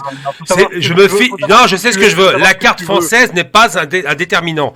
Quand on est d'origine algérienne et qu'on est contrôlé parce qu'on est algérien d'origine, on sait on sait à quoi on nous renvoie. Et cette idée, j'ai une carte française. C'est à cause de ça. Non, c'est pas non. C'est ta faute, je n'accepterai jamais ça. Monsieur, vous avez quel âge pour parler? Ce que tu veux. Moi, je sais ce que je veux, monsieur. Monsieur, vous avez quel âge? Avoir une carte d'identité française. Mais on l'a pas demandé. Je suis citoyen et tu te bats pour des dirigeants en Algérie qu'on n'a rien à foutre de nous. Quel rapport? Ça n'a rien à voir. Monsieur, je vais vous expliquer une chose. Et nous, ce qu'on fait là, on mendie la nationalité française. On mendie à être français. Moi, je n'ai pas demandé la nationalité française. Non. Moi, je l'ai pas demandé. T'as des gens qui traversent la Méditerranée pour avoir ta carte d'identité. Quel rapport? Et voilà ce que tu fais. Quel rapport? Quel rapport? C'est pour ça qu'il prendrait bien ta place. Il y a des gens qui prendraient bien la place de ceux qui ont pas la place d'un brandi type qui est né ici. Le type qui est né ici, il n'a pas à se justifier. D'accord. Non, il faut savoir ce que le type qui est né, je sais ce que je veux. Montré du doigt. À cause de ça, je suis montré du doigt. Je me mets dans les cités. Il faut voter. Attends. Alors, je vais juste en placer une, s'il te plaît. Il faut voter Front National. Ils sont d'accord avec toi. Tu es d'accord avec Zemmour? Change de nom, mon ami. Et arrête de dire n'importe quoi. Change de nom. Tu veux être français? Bah, tu prends le statut de ce que les Français avaient dit. Il faut savoir ce que tu veux. Tu es quoi? Tu es français ou tu es algérien? Moi, je suis franco-algérien. Je suis franco-algérien. Mon père est algérien, ma mère est algérienne. Et toi, t'es quoi, toi? Et toi, t'es quoi? Et tu es quoi, toi? Je suis français. Arrêtez de... c'est bien. Dis-le au Front National. Va le dire au Front National. Tu leur donnes le droit de te dire vous n'êtes pas comme nous. Je suis citoyen d'un pays, ça veut pas dire que je suis détenu. Et on le prouve en faisant ces choses-là. Le gars, il faut apprendre à dire. C'est un mauvais message que tu passes. Il se prend pour un Français en plus. C'est un mauvais message que tu passes. Il sait pas écouter, mais il se prend pour un Français. Non, s'il te plaît. Tu vas arrêter de délirer. S'il te plaît. Tu confonds identité. Attends, tu confonds identité. D'accord. Tu es quoi? C'est parti. Il se prend pour un Français, il sait pas écouter. Apprends à écouter, mon ami, c'est français. Écoute, Gamal. Si tu es français, Jean-Pierre, si tu es français, apprends à écouter. Non, je suis français, moi, je suis Jean-Pierre, écoute-moi, Jean-Pierre. C'est quelqu'un qui est né au Maghreb. Si t'as envie de rêver, ok. Donc il se prend pour un français, il ne sait pas écouter. Bah, je vais jusqu'au bon propos. Tu confonds identité, d'accord? Écoute-moi, j'ai. C'est parti. Écoute. Tu sais pas écouter, je vais t'expliquer ce que moi j'ai subi, d'accord? À cause de ça. T'as subi quoi, toi? T'as subi quoi? T'es une victime? Moi, je suis victime de personne, donc c'est raté. Maintenant, je vais t'expliquer. Tu confonds identité, d'accord? Non. C'est reparti, c'est chaud. Il faut choisir. T'es pas choisir. Il n'y a pas à choisir. Tu choisis pas entre deux cultures. Non, mais s'il te plaît, Gamal, laisse-moi finir. Ton père et ta mère. Laisse-moi finir le propos. Tu confonds identité, ta carte d'identité, qui a été définie très tard d'ailleurs, je te le rappelle. C'est parti. Avec mes ancêtres, mais tu confonds identité et peuple. Tu confonds identité et peuple. Moi, je revendique. Tu confonds. Il va jamais me laisser finir. Il sait pas parler. Que vous nous faites. Non, toi, le mal que tu te fais. Tu te fais du mal. Arrête de prêter des attentions. Arrête de prêter des attentions à des gens qui n'ont rien à voir avec ce qui se passe. Son problème, Abdel. Arrête. Ton problème, c'est que c'est un indiscipliné qui est incapable d'écouter jusqu'au bout. Donc je vais y aller jusqu'au bout. Si tu me coupes pas, c'est top. C'est toi, Abdel. Tu ne sais rien, donc laisse-moi parler. Non, dis-lui pas, tu sais rien. Il ne sait rien de ce que je dis. Tout à l'heure, il me laisse pas parler, donc il ne sait pas de ce que je vais dire. Tu confonds et ça. Il va pas s'arrêter. Tu confonds. Laisse terminer Gamal et après tu pourras lui répondre et on enchaîne ensuite, d'accord? Je t'invite à lire Amin Malou, ça va t'éclairer. Tu confonds identité, d'accord, citoyenneté et ethnie. Tu n'es pas français ethniquement, tu es citoyen français, il n'y a aucun problème. Non, tu n'es pas français ethniquement, arrête de délirer. Tu es citoyen français, c'est tout. Tu n'es que citoyen. Et cette citoyenneté... Et alors, ça fait toi français? Cette citoyenneté avec François Hollande, on peut te l'enlever aujourd'hui. Ta citoyenneté française peut être retirée, je te le dis. Grâce à François Hollande. Ça ferait de moi un apatride. Non, ça ferait toi un Algérien, tes parents sont algériens. Non, ça ferait de moi un apatride. Ils peuvent pas choisir à la place de l'Algérie. Ils peuvent. Ils l'ont fait en Algérie. Ils l'ont fait avec les Juifs d'Algérie. Ils l'ont fait en 40. Abdel, j'aimerais juste. Il est à l'ouest, hein, non, mais j'aimerais juste dire un truc. Il n'avait pas le droit, le mec. Non, mais Abdel. C'est son avis, oh. Non, c'est pas un avis, c'est son avis. Christophe, c'est dogmatique. Non, mais Christophe. Il dit je suis français parce que je l'ai décrété, ça ne veut rien dire. là-dessus. Pas parce que vous parlez plus fort que vous avez raison. Non, je lui dis qu'il est citoyen de ce pays, il n'y a pas de problème. Mais lui, il confond ethnie et citoyenneté. Il confond identité et citoyenneté. Il confond tout. Vous nous faites du mal. La double nationalité, du mal, tout la double nationalité, ça pose toujours problème quand c'est des Maghrébins. Moi, je connais des Allemands qui ont juste. Oh, laisse-moi parler un petit peu. Arrête. Allez. On s'en fout de ton service militaire. Moi, je connais des gens qui ont des nationalités canadiennes, allemandes, françaises, suisses. Israélienne. On n'en parle jamais. Israélienne. Je ne veux pas de problème, moi. Vous n'aidez pas les jeunes. C'est lâche. Bon. Mais c'est toi qui les perds, les jeunes. Merci, mon Abdel. Merci beaucoup. Bon, ça a été dur pour toi, Abdel, aujourd'hui. On a des trinationaux. On a des binationaux. Mais il n'a pas l'argument, Abdel. Il va dire je suis français, un décret. Voilà, ça arrête là. Quand on a un argument, on développe. Moi, je te dis, tu confonds identité. Non, tu te fais du mal. Tu sais pas où tu en es. Si tu revendiques ta. Vous nous faites bon. Parce qu'Abdel t'es pas montré du doigt. Avec ton prénom de maghrébin. On n'est pas pareil. T'as un nom d'arabe. Abdel, vous n'êtes pas pareil que nous. Abdelkader, ya Abou Ali. On n'est pas des beurs. Il y en a marre, c'est mon chien. Mais quel beurre tu parles? Maghrébin, c'est un nom de chien. Allez, je suis pas né au Maghreb, je suis né en France. Va t'acheter une dignité. Vas-y. Merci, Abdel. Allez, on enchaîne parce que là, on y arrivera Maghrébin, pas. c'est un nom de chien, mais il a pas honte, ce type-là. Mais quelle indignité. Mais quelle indignité. Il croit qu'en cirant les pompes de son maître, en leur léchant les pieds, il sera français. Moi, je refuse de réclamer une francité. Je dis, je suis citoyen comme tout le monde et je fais ce que je veux parce que je paye mes impôts comme tout le monde. Non, mais c'est dans la Constitution. La double nationalité, la trinationalité, c'est dans la Constitution. Attends, c'est pas remettre en question. C'est bon, là, maintenant. Il parlait de mon chien, il parlait des beurs. Non, il a dit mais c'est toujours sur nous. C'est toujours sur nous. Il a dit beurre et maghrébin. Il a dit les deux. Tu réécouteras, c'est très intéressant, c'est édifiant. C'est que ce gars-là a honte de lui. C'est tout. Bon, comment va Nadia? Ça va super. Bonjour Nadia, comment ça va? Ça va très bien, merci. Bah, là, ça tombe parfaitement avec finalement le oui, roman. C'est bon, ça. Nadia je suis pas venu pour m'embrouiller. Non, mais c'est jamais arrivé avant ce genre d'embrouille. Non, mais vous n'êtes pas venu pour vous embrouiller, mais c'est un peu la vie. Il était virulent quand même, le Abdel. Oui, mais sachez, alors je vais vous dire un truc. Peut-être que Nadia va partager mon avis. On a deux approches finalement. Une qui est souvent de l'ancienne génération qui veut essayer de courber un peu les chines, qui veut essayer de se la jouer discret, qui veut pas se faire remarquer, qui veut pas laisser des messages à l'extrême droite. Puis vous avez aujourd'hui cette nouvelle génération que vous illustrez d'ailleurs bien parfaitement, qui dit non, moi je suis tel, je suis franco-algérien, je l'assume. Et tant pis si ça dérange. Et voilà, il y a deux différentes approches. Je sais pas ce que vous en pensez, Nadia. Quel est votre avis là-dessus? Bon, d'abord, merci pour l'invitation. Avec grand plaisir. C'est très gentil à vous. C'est intéressant, mais malheureusement, moi, je trouve que c'est une approche, et c'est pas du tout pour être désobligeante vis-à-vis de vous, mais c'est une approche un peu trop schématique. Un peu trop réductrice, et c'est aussi pour ça que j'ai écrit mon livre, c'est qu'effectivement il y a une sorte d'injonction aujourd'hui du fait notamment de la logique des réseaux sociaux où on nous invite, nous, Français issus de l'immigration, à faire un choix entre effectivement cette posture, en gros, je suis algérien, algérienne, je sors mon drapeau quand je veux, où je veux, en gros, je fais ce que je veux, pour reprendre un peu Fab, même si c'était pas sur le drapeau. Et donc d'être dans une posture très dans la revendication, finalement. Et une posture qui serait celle des anciens, effectivement, qui aurait consisté, et j'utilise bien le conditionnel et je m'en expliquerai après, qui aurait consisté à courber les chines, à être discret. Je pense que c'est un peu plus complexe que Absolument. ça.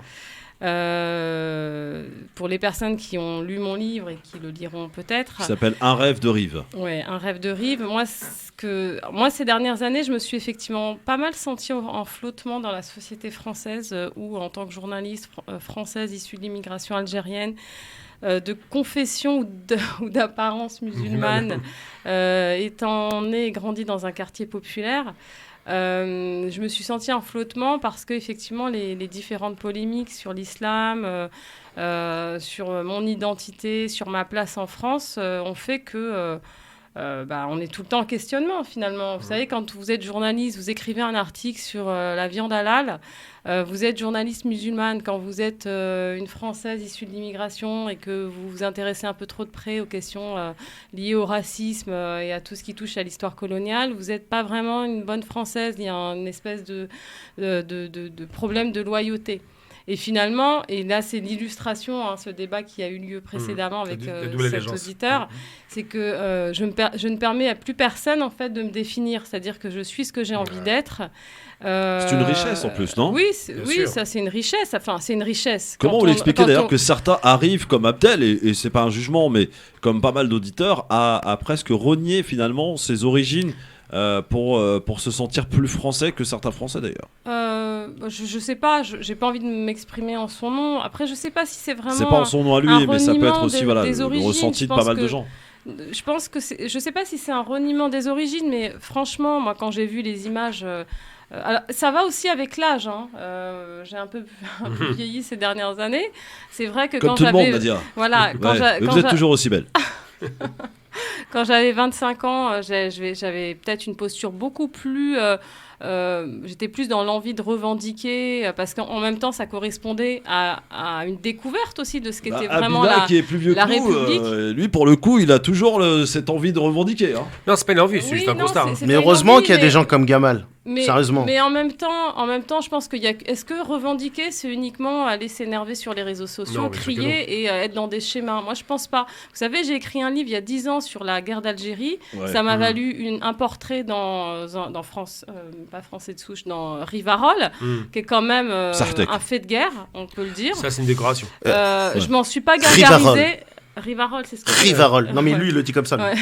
Je m'en suis pas gargarisée.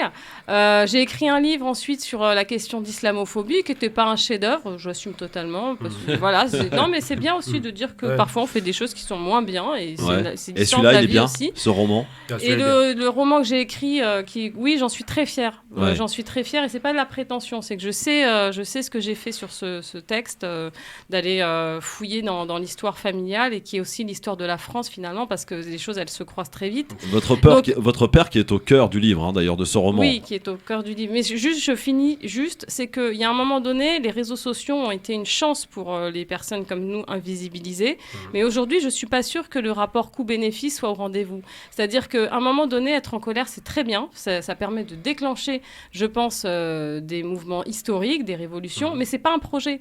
Donc, à un moment donné, qu'est-ce qu'on fait pour régler ces questions ? Est-ce qu'on est condamné à faire des tweets ou des posts Facebook pour dire qu'on est en colère ? Oui, c'est bien, mais moi ça me suffit pas, ça me suffit plus, d'autant plus, et je finis sur ça, que quand on pense que certains d'entre nous, pas tous, on est parents, et que quand on a des enfants qui rentrent dans l'adolescence, par exemple, et ces questions-là prennent une autre dimension, et qu'à un moment il faut se responsabiliser, et il faut responsabiliser ses enfants, parce que le but c'est quand même d'en faire des adultes équilibrés, qui soient en place dans cette société dans laquelle ils vivent, mais aussi en phase avec leur histoire et leur pays d'origine. C'est Nadia Eni Moulay qui est avec nous sur France Maghreb 2 pour son roman sorti le 2 septembre dernier. Ça s'appelle Un rêve de Rive. Un livre qui se lit très très bien, et voilà, de quoi occuper vos vacances par exemple. Vous pouvez l'acheter évidemment chez tous les bons libraires. Ça revient donc, vous l'avez compris, sur la question de la difficulté de la double identité. On est au cœur finalement du sujet que nous abordions précédemment. Voilà, les femmes qui apportent de la sagesse. Voilà, il fallait qu'elle arrive, Nadia, pour calmer un peu ces tempéraments un peu virulents, etc. On va voir ce qu'en pense Hadj qui est avec nous. Bonsoir Hadj. Il est où Hadj ? Bismillah, salam alaikum. Bonsoir. Il dit bismillah avant de passer à l'antenne. C'est bien. Vous êtes en train d'islamiser la radio. Vous êtes un gros flou. Non, c'est un exemple. Oui, on t'écoute Hadj. Voilà, moi je suis français, je suis né en France. J'ai la chance d'avoir la double nationalité, donc je suis français algérien. Ouais. Chance. Et déjà, en premier, je voulais franchement, respect, c'est la première fois que je vous appelle. Je vous écoute toujours après le taf en voiture. Et franchement, vous m'apprenez plein de choses, et j'aime bien votre mentalité. Et voilà, je crache pas sur la France, je crache pas sur l'Algérie. J'ai la chance d'avoir la double nationalité. Donc, ça veut dire quoi ? Ça veut dire que j'ai le droit de sortir le drapeau algérien, le droit de sortir le drapeau français. Voilà. Donc, quand la France gagne, je sors le drapeau français. Quand l'Algérie gagne, je sors le drapeau d'Algérien. Maintenant, les auditeurs qui ont appelé juste avant, qui disent qu'il faut tirer sur le gars qui était sur une voiture de l'armée. Ouais. ça, je trouve, c'est un petit peu abusé, quoi. Faut arrêter, quoi. C'est un drapeau, on a sorti un drapeau, faut arrêter de dire oui, le drapeau, ça représente, c'est important, n'importe quel drapeau, il n'y a pas d'importance, je sais pas, moi, je suis fier d'être algérien, je suis fier d'être français, je cracherai jamais sur le drapeau français, je cracherai jamais sur le drapeau, n'importe quel drapeau. Voilà, on respecte, mais arrêtez de faire une histoire avec un drapeau, purée, mince. Après, moi, je dis encore une fois, voilà, voilà quoi, c'est tout. Je dis voilà, c'est tout. Merci Hadj, merci beaucoup en tout cas de ton appel. C'est intéressant de voir, d'entendre nos auditeurs, Nadia, parce que on l'a constaté notamment chez les plus jeunes qui sont parfois perdus entre deux cultures, deux identités. Oui, moi, quand vous me dites ça, je pense tout de suite à la façon dont les anciens, et en l'occurrence des personnes, notamment de la génération de mon père, puisqu'il est né en 1925, avaient réussi quand même à faire une espèce de synthèse où ils nous ont pas enseigné la haine de la France. Et ça, c'est un vieux stéréotype qui tourne dans les réseaux d'extrême droite. Moi, j'ai pas de souvenir d'avoir entendu mon père ou ma mère nous dire la France, voilà, Ils aiment. Ils étaient anticoloniaux. Absolument. Ils étaient contre la France coloniale, contre la domination coloniale, et c'est sur ça qu'ils se sont battus. Mais il n'y a pas eu de haine de la France. D'ailleurs, et on va être clair, moi, j'adore l'Algérie. J'ai vraiment l'Algérie aux tripes. J'aime la France aussi, c'est mon pays. J'y suis née. C'est mes plus belles années dans ma cité du Val d'Oise. Mais pour autant, sur la vérité des faits, sur tout ce qui s'est passé, on n'a jamais transigé.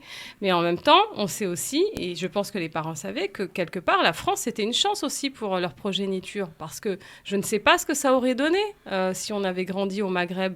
Parce qu'on a quand même une vision assez romantisée des choses. Et que c'est très bien de sortir le drapeau algérien. Moi, je l'ai déjà sorti, je le ressortirai encore. Je sortirai aussi le drapeau français, comme ça a été le cas en 2018.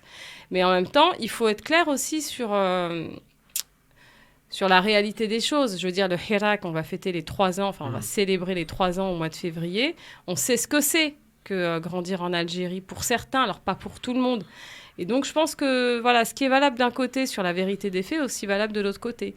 Et moi, j'aime pas trop quand on est dans une espèce de romantisation des choses, que ça soit. Mais d'ailleurs, la France le fait très bien aussi avec son histoire. Absolument. Donc on voit bien que c'est jamais bon, en fait. Mehdi est avec nous. Salut Mehdi. Oui, bonsoir Christophe, bonsoir à tous, bonsoir Nadia. Bonsoir. On t'écoute, Mehdi. Moi, j'étais très choqué par un des auditeurs tout à l'heure là qui voulait qu'on se cache presque. Ouais, absolument. Ouais. Et ça me rappelle, non, ça nous donne une image un peu de l'histoire il y a quelques peut-être 70, 80 ans d'une population en France cachée. Et regardez quelle puissance aujourd'hui ils ont les médias, enfin pas que les médias, les politiques et les médias, à nous mettre dans une situation où qu'aujourd'hui il y a des gens, il y a des Algériens qui ont honte et qui ont le chouma d'être fiers de leur pays. Regardez psychologiquement, je suis sûr qu'il y a certains, je suis sûr qu'il y a des gens aujourd'hui, quand ils voient les gens défiler sur les champs avec le drapeau algérien, ils se disent c'est quoi cette chouma, c'est quoi ce truc-là, mais on va pas se cacher. Oui, il y en a qui le disent. On le connaît. Je te confirme, il y en a qui le disent. Voilà. On va pas se cacher. Merci Mehdi, merci beaucoup. On se retrouve dans un instant. On va parler du roman donc de notre invité qui est avec nous ici, Nadia Enimounet sur France Maghreb 2. À tout de suite. Alors je dois dire que le standard explose, je dois vous le dire tout de suite. Bon, c'est normal, le sujet s'y prête bien entendu, et c'est intéressant, on sera peut-être amené à en reparler, mais quoi qu'il en soit, tous les avis, on les écoute, on les respecte et on essaye de se parler assez tranquillement, j'ai envie de vous dire. Le LGF, émission de référence, ça s'appelle le Grand Forum, c'est tous les jours de 16h à 18h. Et c'est sur France Maghreb 2, voilà, pas besoin d'aller chercher ailleurs, de savoir si vous allez pouvoir passer et vous exprimer. Ici, vous pouvez le faire en toute liberté, comme vous avez pu le constater. Avec Gamal Abina, ici, très souvent énervé, Tarek Sassi, c'est pas mieux pour lui. Et heureusement que Nadia Enimounet est avec nous sur France Maghreb 2 pour apporter un peu de calme sur ce plateau. Il en faut. Elle est venue nous présenter son roman sorti le 2 septembre dernier qui s'appelle Un rêve de rive. Quel était l'objectif de ce roman, Nadia ? L'objectif de ce roman, c'était de retracer la trajectoire paternelle depuis l'Algérie coloniale, puisqu'il est né en 1925, jusqu'à la France des années 2000, avec entre-temps son arrivée en métropole en 1948. Et donc, à travers son histoire, c'était aussi retracer, un peu questionner ma place en tant que franco-algérienne. C'est une forme de thérapie ? Ah oui, ça a été très thérapeutique parce que, je ne vais pas rentrer dans les détails, mais c'est vrai que les lecteurs du livre verront que l'histoire familiale était quand même très chargée et qu'il fallait aller interroger tout ça. Et moi, ça m'a fait énormément de bien, mais ça m'a fait beaucoup de bien parce que ça m'a permis de me réancrer aussi dans mon histoire franco-algérienne, de retrouver une forme de place qui avait été un peu secouée ces dernières années, comme je l'ai dit tout à l'heure, par les polémiques à répétition, etc. Est-ce qu'aujourd'hui, Nadia Elimoulet sait qui elle est réellement ? Oui, non, mais j'ai toujours su qui j'étais, mais c'est sûr que ce livre, il donne une force parce qu'il rappelle, il permet de se resituer sur le temps long, en fait, de cette histoire très mouvementée, très tumultueuse. Je suis même remontée à l'histoire de mon arrière-grand-père, mais plus précisément de mon grand-père. Et en fait, si vous voulez, ça m'a permis aussi de contrecarrer l'idée selon laquelle nous, les personnes issues de l'immigration, alors je dis nous, mais en fait, je ne parle pas au nom des autres, je parle en mon nom, en fait, on serait un peu des victimes de cette histoire, etc. Alors oui, les personnes qui ont été colonisées étaient forcément victimes d'un système colonial oppressif, mais pour autant, vous savez, dans la trajectoire familiale, dans la narration familiale, moi, j'ai jamais entendu mon père se présenter comme une victime. Et ça m'a permis de me rappeler qu'en fait, on était aussi, plutôt même, des descendants d'une histoire héroïque. Parce que c'est héroïque, en fait, tout ce qui s'est passé et la façon dont ils ont transcendé leur statut de colonisé. Moi, en fait, c'est en réécrivant que je me suis souvenue, très bizarrement, je ne sais pas si je l'avais oublié, mais que mon père avait été un colonisé jusqu'à 37 ans. Je ne sais pas si on se rend compte dans la construction personnelle, surtout d'un homme maghrébin, qu'est-ce que c'est qu'être colonisé jusqu'à 37 ans. Gamal, c'est important ce type de livre aussi, ça aide. Oui, c'est très important. D'abord, elle me plaît dans ce qu'elle vient de dire à l'instant, parce que j'ai retrouvé un peu mon père aussi, la question de dire qu'on déteste la colonisation, mais il ne détestait pas la France. C'est deux choses qu'il distinguait complètement. Il dit nous avons combattu le colonialisme, mais pas les Français. Et il les distinguait pourquoi ? Parce que le colonialisme, c'est un fait politique. Enfin, le colonialisme, c'est la France. Hein. Non, c'est pas pareil. Le colonialisme, c'est les politiques qui vont en Algérie et qui impose une population. Oui, mais ça fait partie de l'histoire de France. Ça fait partie de l'histoire de France, mais ça n'est pas la France. Ce n'est pas les Français. Voilà, la France de la population, elle n'a pas demandé à faire la guerre d'Algérie, elle n'a pas demandé à y aller, au contraire, elle était réfractaire à cela. Et il disait, nous combattions donc le colonialisme, donc un concept politique qui était là pour écraser une population et la réduire à l'esclavage. Alors, je connais très bien Nadia, on se connaît plus de 10 ans maintenant. J'ai eu la chance de lire ses deux précédents ouvrages. Le premier particulièrement m'avait touché, puisque il y a des faits qui ont dû énerver. Elle a rappelé une phrase qui m'a marqué dans ce livre, c'est des petits récits comme ça. Qui sont liés aussi à ta famille, je crois. Et il y a une phrase où elle disait, donc c'est Satan qui devait dire ça, les harkis nous ont fait beaucoup de mal parce que contrairement à l'armée française, ils savaient où trouver les caches, où trouver les résistants, où trouver les soutiens, ils savaient tout et ils ont augmenté la guerre pendant des années parce qu'ils ont donné la facilité à l'armée française de massacrer les populations. Il faut se rappeler de ce crime-là qui a été oublié. Et surtout, j'ai lu sur précis sur l'islamophobie qui m'a pas passionné, même si j'ai participé un petit peu avec la couverture. Mais j'ai entendu, j'ai pas encore eu l'occasion de lire son dernier ouvrage, j'ai entendu ses interventions et j'ai envie de dire que ce qui est poignant dedans, c'est qu'elle découvre un homme qu'elle ne connaissait que très peu, qui est comme tous les hommes qui ont combattu à cette époque-là, très discret. Il parle pas de ses hauts faits d'armes et il y en a eu. Il parle pas des difficultés, il ne parle pas de la violence et il n'a pas la haine. C'est vrai, j'aime beaucoup que tu l'aies rappelé. Ni mon père, ni aucun membre de ma famille n'a développé une haine de la France. Loin s'en faut. Ils sont venus ici travailler dans le but d'apporter une construction à leur pays d'origine. Donc il n'y a pas ce concept de haine de la France. La haine de la colonisation, une fois qu'elle s'arrête en Algérie en 62, elle n'existe plus. Votre père, Nadia, est un héros pour vous ? C'est une bonne question.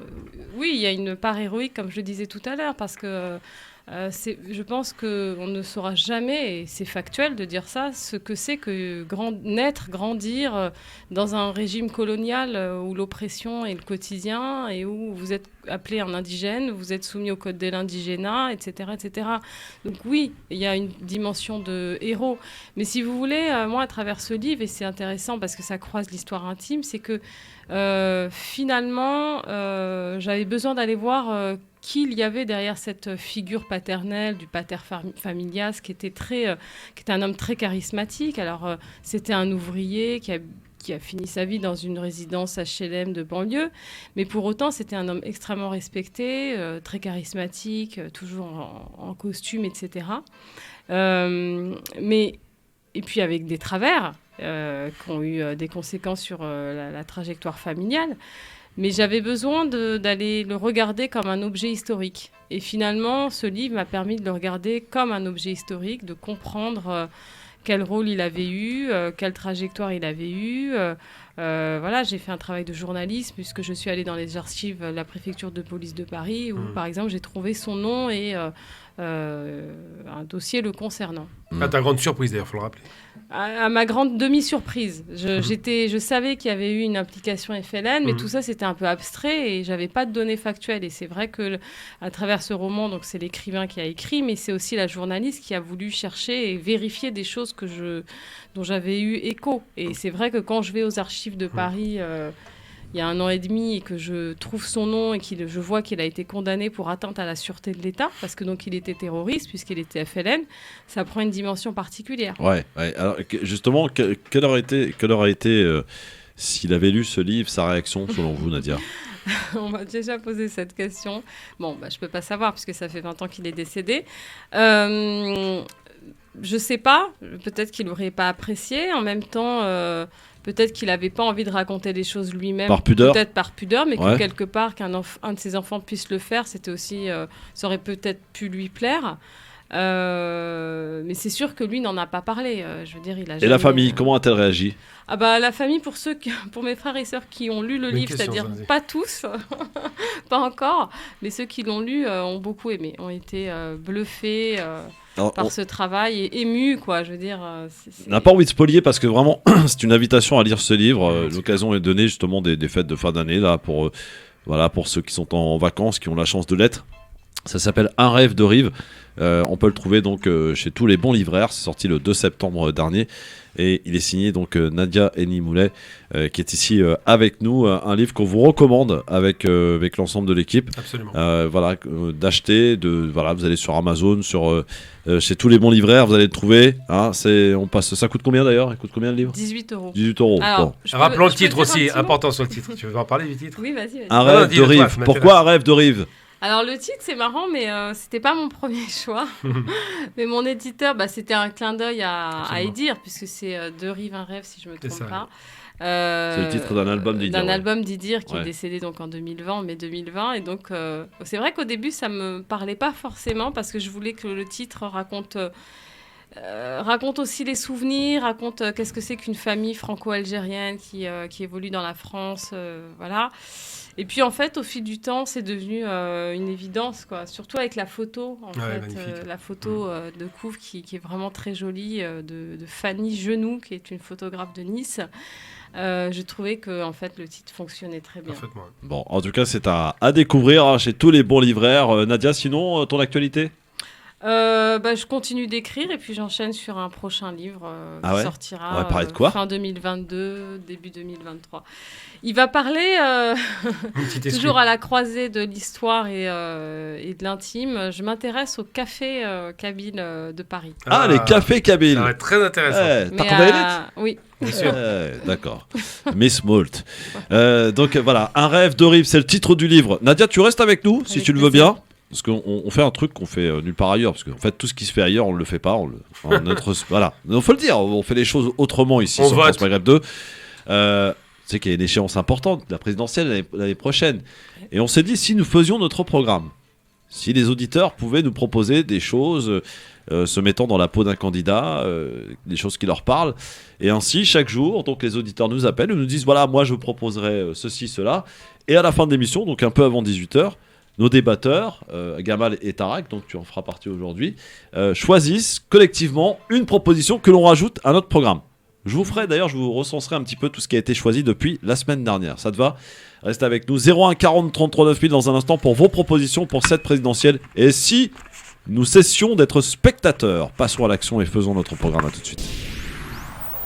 LGF présidentielle 2022, on s'engage à notre manière et si nous faisions notre programme. Gamal Abina, Tarek Sassi, Nadia Enimoulek est avec nous sur France Magazine 2. On rappelle le titre du livre Un rêve de rive, absolument à lire et disponible chez tous les bons livraires. Alors, chaque jour durant, ça va durer un petit moment pour faire un peu notre programme. Un programme d'ailleurs qui ne restera pas comme ça juste pour le déguisement. On va le porter, je vais le porter à tous les candidats que je vais aller rencontrer durant cette campagne. Que ce soit M. Macron, que ce soit Mme Pécresse, M. Mélenchon. Après, je ne sais pas qui restera à gauche, quels seront ceux qui vont rester parmi la... Pécresse. Voilà. En tout cas, Pécresse, elle sera là, visiblement. Et donc, je vais leur porter le programme que nous choisissons ensemble. Qu'est-ce qu'il y a eu comme proposition ? Vous allez voir. La première proposition qui a été adoptée, c'est le droit de vote pour les résidents étrangers à toutes les élections. Nadia, ça te parle, ça ? Le droit de vote. Oui, ça me parle, mais excusez-moi, pour moi, c'est pas l'urgence. Je vois des choses qui concernent la jeunesse en France qui sont quand même très inquiétantes. Moi, c'est plutôt mon dada, c'est plutôt la question des GAFAM et la façon dont ils sont en train de refaçonner notre jeunesse entre sociétés de consommation, vacuité, etc. Donc moi, je suis plutôt préoccupée par ça. Donc voilà. D'accord. Deuxième proposition qui a été adoptée à l'unanimité, c'est interdiction pour toute personne ayant été condamnée soit dans le cadre de ses fonctions ou pour appel à la haine de se présenter à une quelconque élection. On a eu également l'abaissement de la TVA à 10%. Revenu universel pour tous les étudiants des 18 ans. Ça te parle, Nadia ? Oui, ça voilà. me parle. Revenu universel pour tous les étudiants dès 18 ans. Diminution des frais financiers au niveau des banques. Qu'est-ce qu'on a d'autre ? Le vote obligatoire dès 18 ans, sous peine d'amende. Voilà. Suppression de l'impôt sur le revenu. On a osé. Ouais. Revoir la loi Guesso. Ça, c'est la dernière proposition. Revoir la loi Guesso en y ajoutant toute forme de racisme et de discrimination. Voilà, c'est ce qui a été rajouté vendredi dernier. Qu'est-ce qu'il y a, la loi Guesso-Fabius, c'est bien ça ? Oui, c'est ça. C'est ça. Voilà. Alors, on va commencer avec quelqu'un que vous connaissez, Gamal Tarak, et je sais pas, Nadia peut-être, Karim Alouache, notre chroniqueur, banquier d'affaires, parce que les chroniqueurs disent oui, est-ce que je peux participer ? Je leur dis oui, mais pas le jour où vous êtes en plateau. Et Karim Alouache aujourd'hui, comme vous avez pu le constater, n'est pas là. Bonjour mon Karim. Bonjour à toutes, bonjour à tous. Bonjour Karim. Bon, ça va Gamal ? Ça va toi ? Tu étais excité tout à l'heure. Toujours, tu me connais. Alors mon Karim. Bah moi je vais vous faire une proposition très simple. Oui. C'est tout simplement vous parliez des jeunes, ton invité parlait des jeunes, et ben moi ma proposition c'est la suppression de la sectorisation au niveau de l'enseignement, au niveau de l'éducation au sens le plus large possible. Totalement d'accord. C'est-à-dire que le lieu où tu vis ne doit pas te condamner à faire tes études dans ce secteur-là. Oui, la suppression de la sectorisation. Voilà. Moi, la sectorisation, pour moi, je l'assimile à une assignation à résidence. Absolument. Très bien. Voilà. Nadia ? Chapeau. Oui, c'est sûr que ça introduit des injustices qui sont quand même assez criantes. Mais en fait, je pense que le problème de fin en creux, c'est la question des quartiers qui sont moins pourvus que d'autres. Parce que si on commence à s'attaquer à la question de la sectorisation des établissements, c'est qu'en fait, on vient d'un quartier ou un endroit qui n'est pas très comment dire, positif, ou en tout cas pas très... Moi, ce dont je parlais, c'est la sectorisation au niveau de l'enseignement supérieur. Ah oui, c'est-à-dire que je précise, tu es né à Aubervilliers, tu as étudié à Aubervilliers au lycée, tu dois avoir le droit de faire Assas, Dauphine, la Sorbonne, et pas forcément Saint-Denis ou Villetaneuse. Alors c'était le cas il y a quelques années. Moi je me souviens qu'à mon époque justement j'avais choisi, j'étais dans le 95 et je devais aller en droit, je devais aller à Villetaneuse et je voulais absolument aller dans une fac parisienne. Et pour certaines filières c'était possible, notamment en lettres. Absolument. Et donc j'ai pu aller en lettres à la Sorbonne. Mais moi à mon époque, c'était le premier arrivé, premier servi. Voilà. Ouais. Bah merci mon Karim, elle est bien ta proposition. Je t'embrasse mon Karim et je te dis à mercredi mon Karim. À mercredi. Voilà, merci beaucoup. Ciao. On a que des bons Nadia dans l'équipe du LGF, que des bons chroniqueurs et chroniqueuses, attention. Parce que l'idée de départ ça a été de faire venir des gens issus d'horizons différents pour apporter un point de vue différent. Regarde, qu'est-ce qui a réuni sur un même plateau Tarek Sassi qui est un catcheur international tunisien et Gamal Abina ? Rien, si, j'ai envie de vous dire. Ah non, on s'est rencontrés sur un ring. Ouais, mais il t'aurait défoncé. Non, on s'est rencontrés sur la manif. Sur une baston en plus. Sur la manif pro-palestinienne à Barbès en 2014. Et c'était sur une baston, t'as vu que. Ouais, et on s'était tous fait gazer ce jour-là. Je me rappelle très bien. Autre proposition, bonsoir. Oui, bonsoir Christophe, bonsoir à tous. Bonsoir, quel est ton prénom et ta ville d'appel? Alors, c'est Samy de Chelles. Samy de Chelles, quelle est ta proposition, mon Samy? Alors, ma proposition, ça serait de la diminution de l'âge de retraite pour les travails pénibles. Pas mal. Ah, ça c'est pas mal ça. Diminution De l'âge de la retraite pour les. Diminution de l'âge de la retraite pour les travails, enfin pour la pénibilité, pour le travail. Pénibilité. Oui, c'est ça. Très bien, merci mon Samy. À bientôt. Ça te parle ça mon Gamal? Bien sûr. C'est bientôt ton cas d'ailleurs. Non, moi je suis pas. C'est un bon intellectuel, ça va. Mais ce qui est sûr, c'est que. Non, c'est le cas de tous les fils d'ouvriers dont les parents souvent ont une retraite qui a duré 2-3 ans. Parce qu'ils ont été affectés par les produits. Et ça, c'est un truc qui me parle vraiment. Beaucoup de cancers, bref. Il faut baisser l'âge de la retraite. Pour les métiers difficiles, c'est vrai. La mine, le bâtiment, enfin tous ces métiers cauchemardesques. Ouais. Gamal, Tarak? Tout à fait. Hein. Moi, j'ai eu mon père qui est mort à 50 ans, qui a construit les routes de France. Voilà. J'ai eu mon oncle, 54 ans, amiante. Enfin, ça a été une vraie hécatombe. Ils ont gagné leur vie, certes. Certains ont même très bien vécu. Mais c'est une hécatombe. Absolument. Alors que l'ensemble des candidats souhaitent comment dirais-je... Ils n'ont même pas atteint l'âge de la retraite, pour dire. Bah oui, c'est vrai. Non, mais ils souhaitent encore retarder davantage, enfin avancer l'âge de la retraite. Parce qu'ils proposent normal. à 65 ans maintenant. C'est normal de la part de gens qui n'ont jamais travaillé, c'est normal. De la part de gens qui ne connaissent pas ce que c'est que la réalité. La pénibilité, non, mais voilà. Le problème de ces gens-là, c'est qu'ils mettent tout dans le même sac. C'est toujours la politique de l'imbécilité. Je considère que. Mais comment on considère qu'un métier est pénible ou pas d'ailleurs? Justement, un métier c'est un intellectuel, enjeu, ça. oui, c'est un enjeu de savoir quelle est la liste en fait des métiers. La pénibilité, pénibles. juste pour dire simplement, c'est Est-ce qu'un conducteur de train peut être comparé à un maçon, par exemple? Non, il y a des niveaux, mais ce que je veux dire, c'est que je parle des extrêmes. Hein. Les métiers intellectuels, par exemple, il est inadmissible de les mettre à la retraite de force, alors qu'ils peuvent travailler et qu'ils le veulent souvent. Ouais. Alors que les métiers pénibles, ils pensent qu'à la retraite et ils ne l'ont pas. Mon père, pour donner un exemple, il a eu un cancer à 58 ans, en partie à cause de son métier. Il n'a jamais eu de retraite. C'est toujours pareil. Mon oncle est mort pareil avant sa retraite. Tous les gens qui ont fait du bâtiment, en règle générale, n'atteignent pas l'âge de la retraite. Donc c'est vrai que la désignation de pénibilité, c'est fonction évidemment des risques. Ouais, mais c'est difficile à définir en fait. C'est pas compliqué. Les métiers du secteur primaire et secondaire sont pénibles. Il n'y a aucun problème là-dessus. Et puis quel sens on donne aussi à la question de la solidarité? Parce que quand on regarde en fonction des corporations, il y a des corporations qui sont excédentaires en fait dans leur caisse de retraite et qui n'ont pas envie justement de se dire il faut que je subisse en fait les autres caisses de retraite. Donc il y a aussi des enjeux en creux qui Bon, en tout cas, on a de la bonne proposition. Je sais pas si c'est parce que Nadia est là aujourd'hui, mais particulièrement, le niveau est très haut. Allô, bonsoir, qui est avec nous? Bonsoir, c'est Fatah. Fatah, bonsoir mon Fatah. Comment ça va? Ça va très bien mon Fatah. Alors, ta proposition pour aujourd'hui? Alors, ma proposition, elle est simple. C'est l'obligation pour tout candidat, quelle que soit élection, une obligation de justifier une expérience dans la vie professionnelle en civil, je dis bien civil, d'au moins une dizaine d'années. Ah ouais.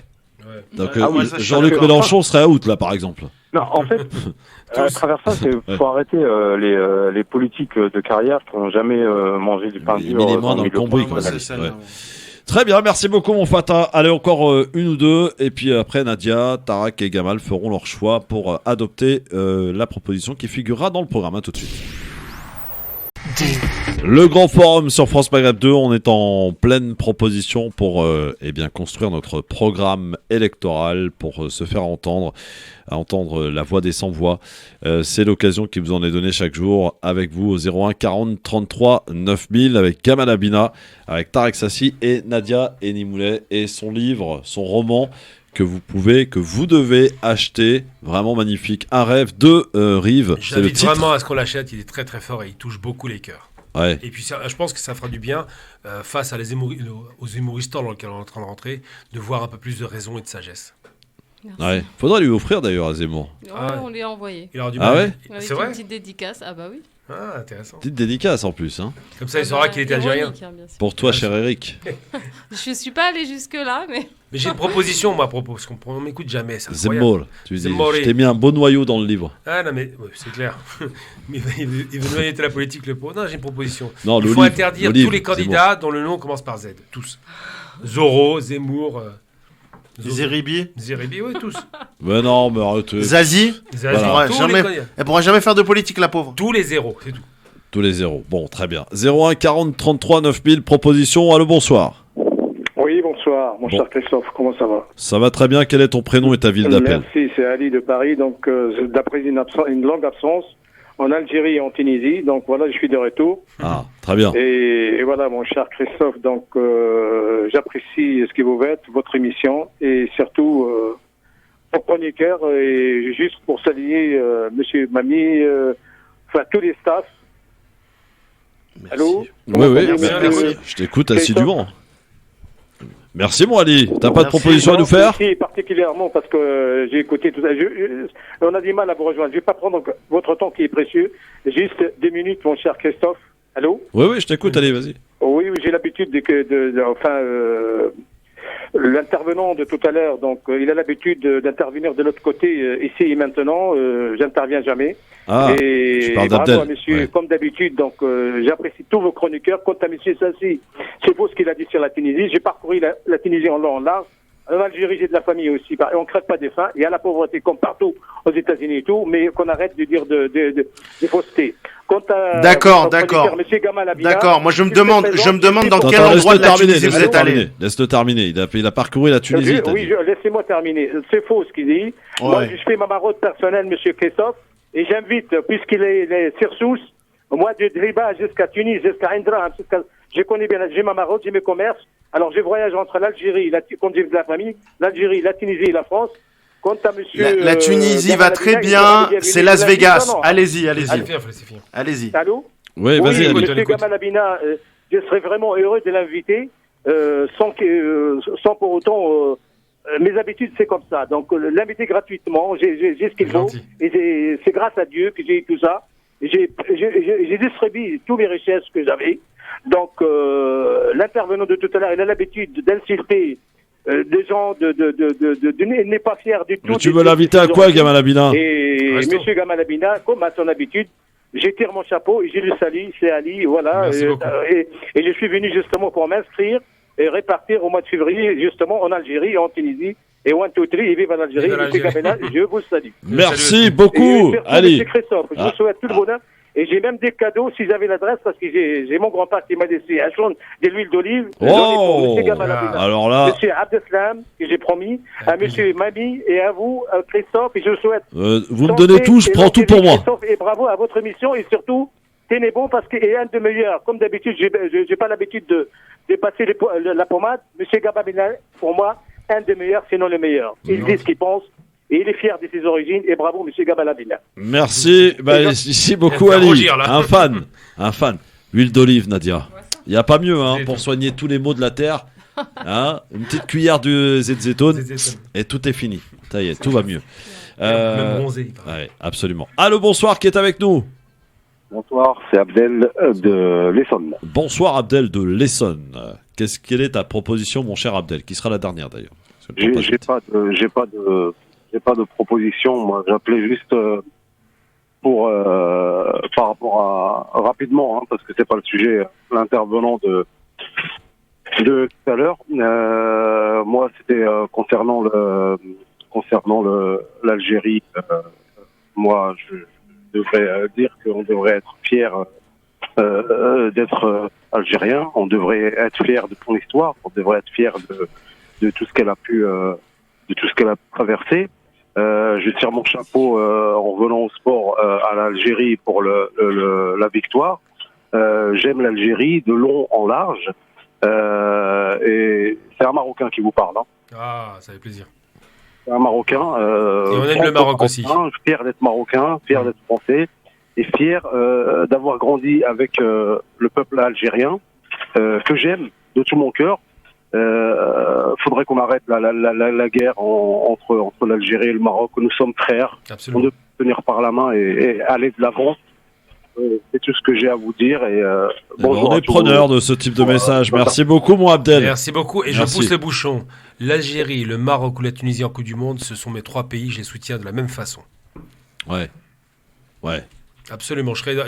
Là, j'aurais un bonheur absolu parce que nous sommes le même peuple. Il n'y a aucune différence sur un plan. Ouais, mais au foot, il n'y a plus de frères, frère. Si, on est frères. Ça y est. Moi, quand j'ai vu l'Algérie-Tunisie en finale, que l'Algérie et la Tunisie gagnent, c'était une victoire pour les deux. Ouais, mais pour bon, moi t'avais aussi. une préférence quand même. Tu l'as dit, tu l'as marqué. Je l'ai dit. Arrête. Je l'ai dit. Assume. Mais j'aurais célébré les victoires de la Tunisie parce qu'ils ont une belle équipe aussi. Comme le Maroc a une très belle équipe, et je l'ai dit à des amis marocains, vous avez une équipe formidable et il faut surfer sur la qualité. Il y a la Coupe d'Afrique bientôt. Inch'Allah. Au mois de janvier. Est-ce que Nadia a sorti son drapeau samedi soir? Non. Non. Je faisais du Harlem. Ah Ok. Alors là, franchement, Ça fait plaisir. à Relôme après le match, j'ai envie de te dire, il n'y a rien de mieux, quoi. Tu vois, c'est mieux que d'aller se décailler sur les Champs-Élysées, hein, franchement. Entre nous. Christophe, oui. Est-ce que quand même je peux réagir sur ce que le premier intervenant a dit avant la pause pub? Je l'invite à écouter l'émission qu'on anime le samedi, la radio des Tunisiens de l'étranger, avec professeur Sami Abdeslam, et il va comprendre pourquoi on dit qu'il y a beaucoup de gens qui crèvent de faim. Bon, alors les propositions qui sont à choisir aujourd'hui, celle qui nous a été faite par Karim Alouache, suppression de la sectorisation au niveau de l'enseignement supérieur, diminution de l'âge de la retraite pour tout ce qui est travail pénible, pour la pénibilité, et obligation pour tout politique d'avoir exercé dans le civil, entre guillemets, avant de se présenter à une élection. Alors il y a 3 propositions, il faut vous mettre d'accord, Nadia, Tarak et Gamal, sur l'une d'entre elles. Je vous laisse 30 secondes, allez-y, parlez entre vous, faites votre vie. C'est Voilà. la 2, c'est surtout la 1. Allez, Moi, c'est la dernière. hop. Moi, la 2 devrait te parler. Hein. C'est toi, c'est sectorisation, ouais, moi aussi. C'est La sectorisation, elle est bien. Hein. Enfin, je veux pas influencer, mais la sectorisation. Hein. Sectorisation, On est deux. Vous êtes deux contre. Ah, c'est la majorité qui l'emporte, je suis désolé. Hein. L'avenir de mes enfants, pour moi, il est pas à l'école. Je crois plus à l'école. S'il y a la sécurisation, c'est autre. Pour moi, c'est la sécurisation. La Nadia, pareil. Pas pareil, on peut être d'accord là-dessus. Heureusement qu'on a invité Nadia. Hein. Ah ouais. Elle revient quand elle veut d'ailleurs. Alors, votre choix pour aujourd'hui, en ce lundi, mon cher Gamal? Pour moi, c'est la sectorisation, Nadia. Oui, idem, la sectorisation. Très bien, donc Tarek. suppression, bah ça y est, c'est la majorité. J'ai suivi, j'ai suivi. Ouais, bah t'es obligé de suivre, mon vieux. C'est bien, Tarek. Donc, Un vrai démocrate. Quoique la dernière proposition, justement, sur les élus, qui est un minimum de 10 ans ouais, mais ça, tu vois ce que je veux dire, d'exercice dans la vie civile. Ça, pour moi, c'est de la ça me touchait. populiste, ça, tu vois. Tu sais pourquoi j'ai pas pensé à la dernière? Parce qu'elle est juste, hein, c'est pas la question. Mais elle ne touche pas la population. Elle ne touche que leurs petits intérêts. Alors que la sectorisation, c'est nous. Ouais. Donc on répète, suppression de la sectorisation au niveau de l'enseignement J'ai supérieur. du mal à croire à l'école. C'est pour ça que j'ai pas adhéré tout de suite. Il faut y croire. Il faut y croire à l'école. Tu sais que ça amène des choses, tu sais. C'est ce qui fait que t'es ici, d'ailleurs. Regarde, c'est ce qui fait que Nadia sort un roman. C'est parce qu'elle a été à l'école. Non. Quoi, non? Bah si. Ce qui m'a amené ici, c'est on se demande d'ailleurs ce qui t'a amené ici d'ailleurs. Je me demande encore. C'est la connaissance de Gamal. Ouais, c'est ça. Ce qui m'a amené ici, c'est des conséquences que j'ai subies dans mon quartier. Puis ce qui m'a amené ici, c'est un petit peu mon parcours. Plus sportif que écolier, parce que je peux te dire que j'en ai donné des CV avec mon bac. C'est sûr que pour donner des coups de pied, il faut pas avoir arrêté à l'école. Hein, ça, ouais, mais sûr. un bac plus 3, c'est mieux qu'un bac moins 3. Tu vois, non, mais je tiens à dire, même si je n'aime pas Vince McMahon, c'est quand même lui qui m'a appris à parler anglais. C'est ni le lycée. C'est ni. Sur l'anglais, je te rejoins. Voilà. Mais sur la structuration mentale dont tu disposes aujourd'hui, c'est le scolaire qui Nadia, merci beaucoup d'être venue. Merci Nadia Eni Moulet, donc auteur du roman. Ça s'appelle Un rêve de rive. Absolument à acheter. C'est d'utilité publique, les amis. Je peux dire un petit truc? Bien sûr, Nadia. Juste, je passe un message de mon éditeur qui me disait que acheter mon livre, c'était un acte politique. Ah bah Surtout quand on était franco-algérien, mais pas que. Donc allez-y. Ah, il suffit pas de sortir les drapeaux et de dire 1, 2, 3, vive l'Algérie. Il y a un acte politique à faire, c'est d'acheter le livre de Nadia Eni Moulet. Un rêve de rive. Merci beaucoup, Nadia. Merci, mon Gamal. Merci. Demain, merci Tarak. Demain, merci. Sabrina Nouri et Philippe Bouriaki seront avec nous entre 16h et 18h. Ça, c'est une belle conclusion. L'Algérie, c'est. Vers les filles, voilà. À tout de suite. C'est une belle conclusion, ça. L'Algérie, c'est plus qu'agiter un drapeau. Ça, c'est bien, ça. C'est agiter 2 drapeaux. Voilà, c'est ça. Dans un instant, Medjed. Alors lui, il s'en fout, lui, du foot aussi. Pareil. Voilà. Il sera accompagné de Cheikh Nali, donc jusque 20h. Bonne soirée à tous et à demain. Ciao.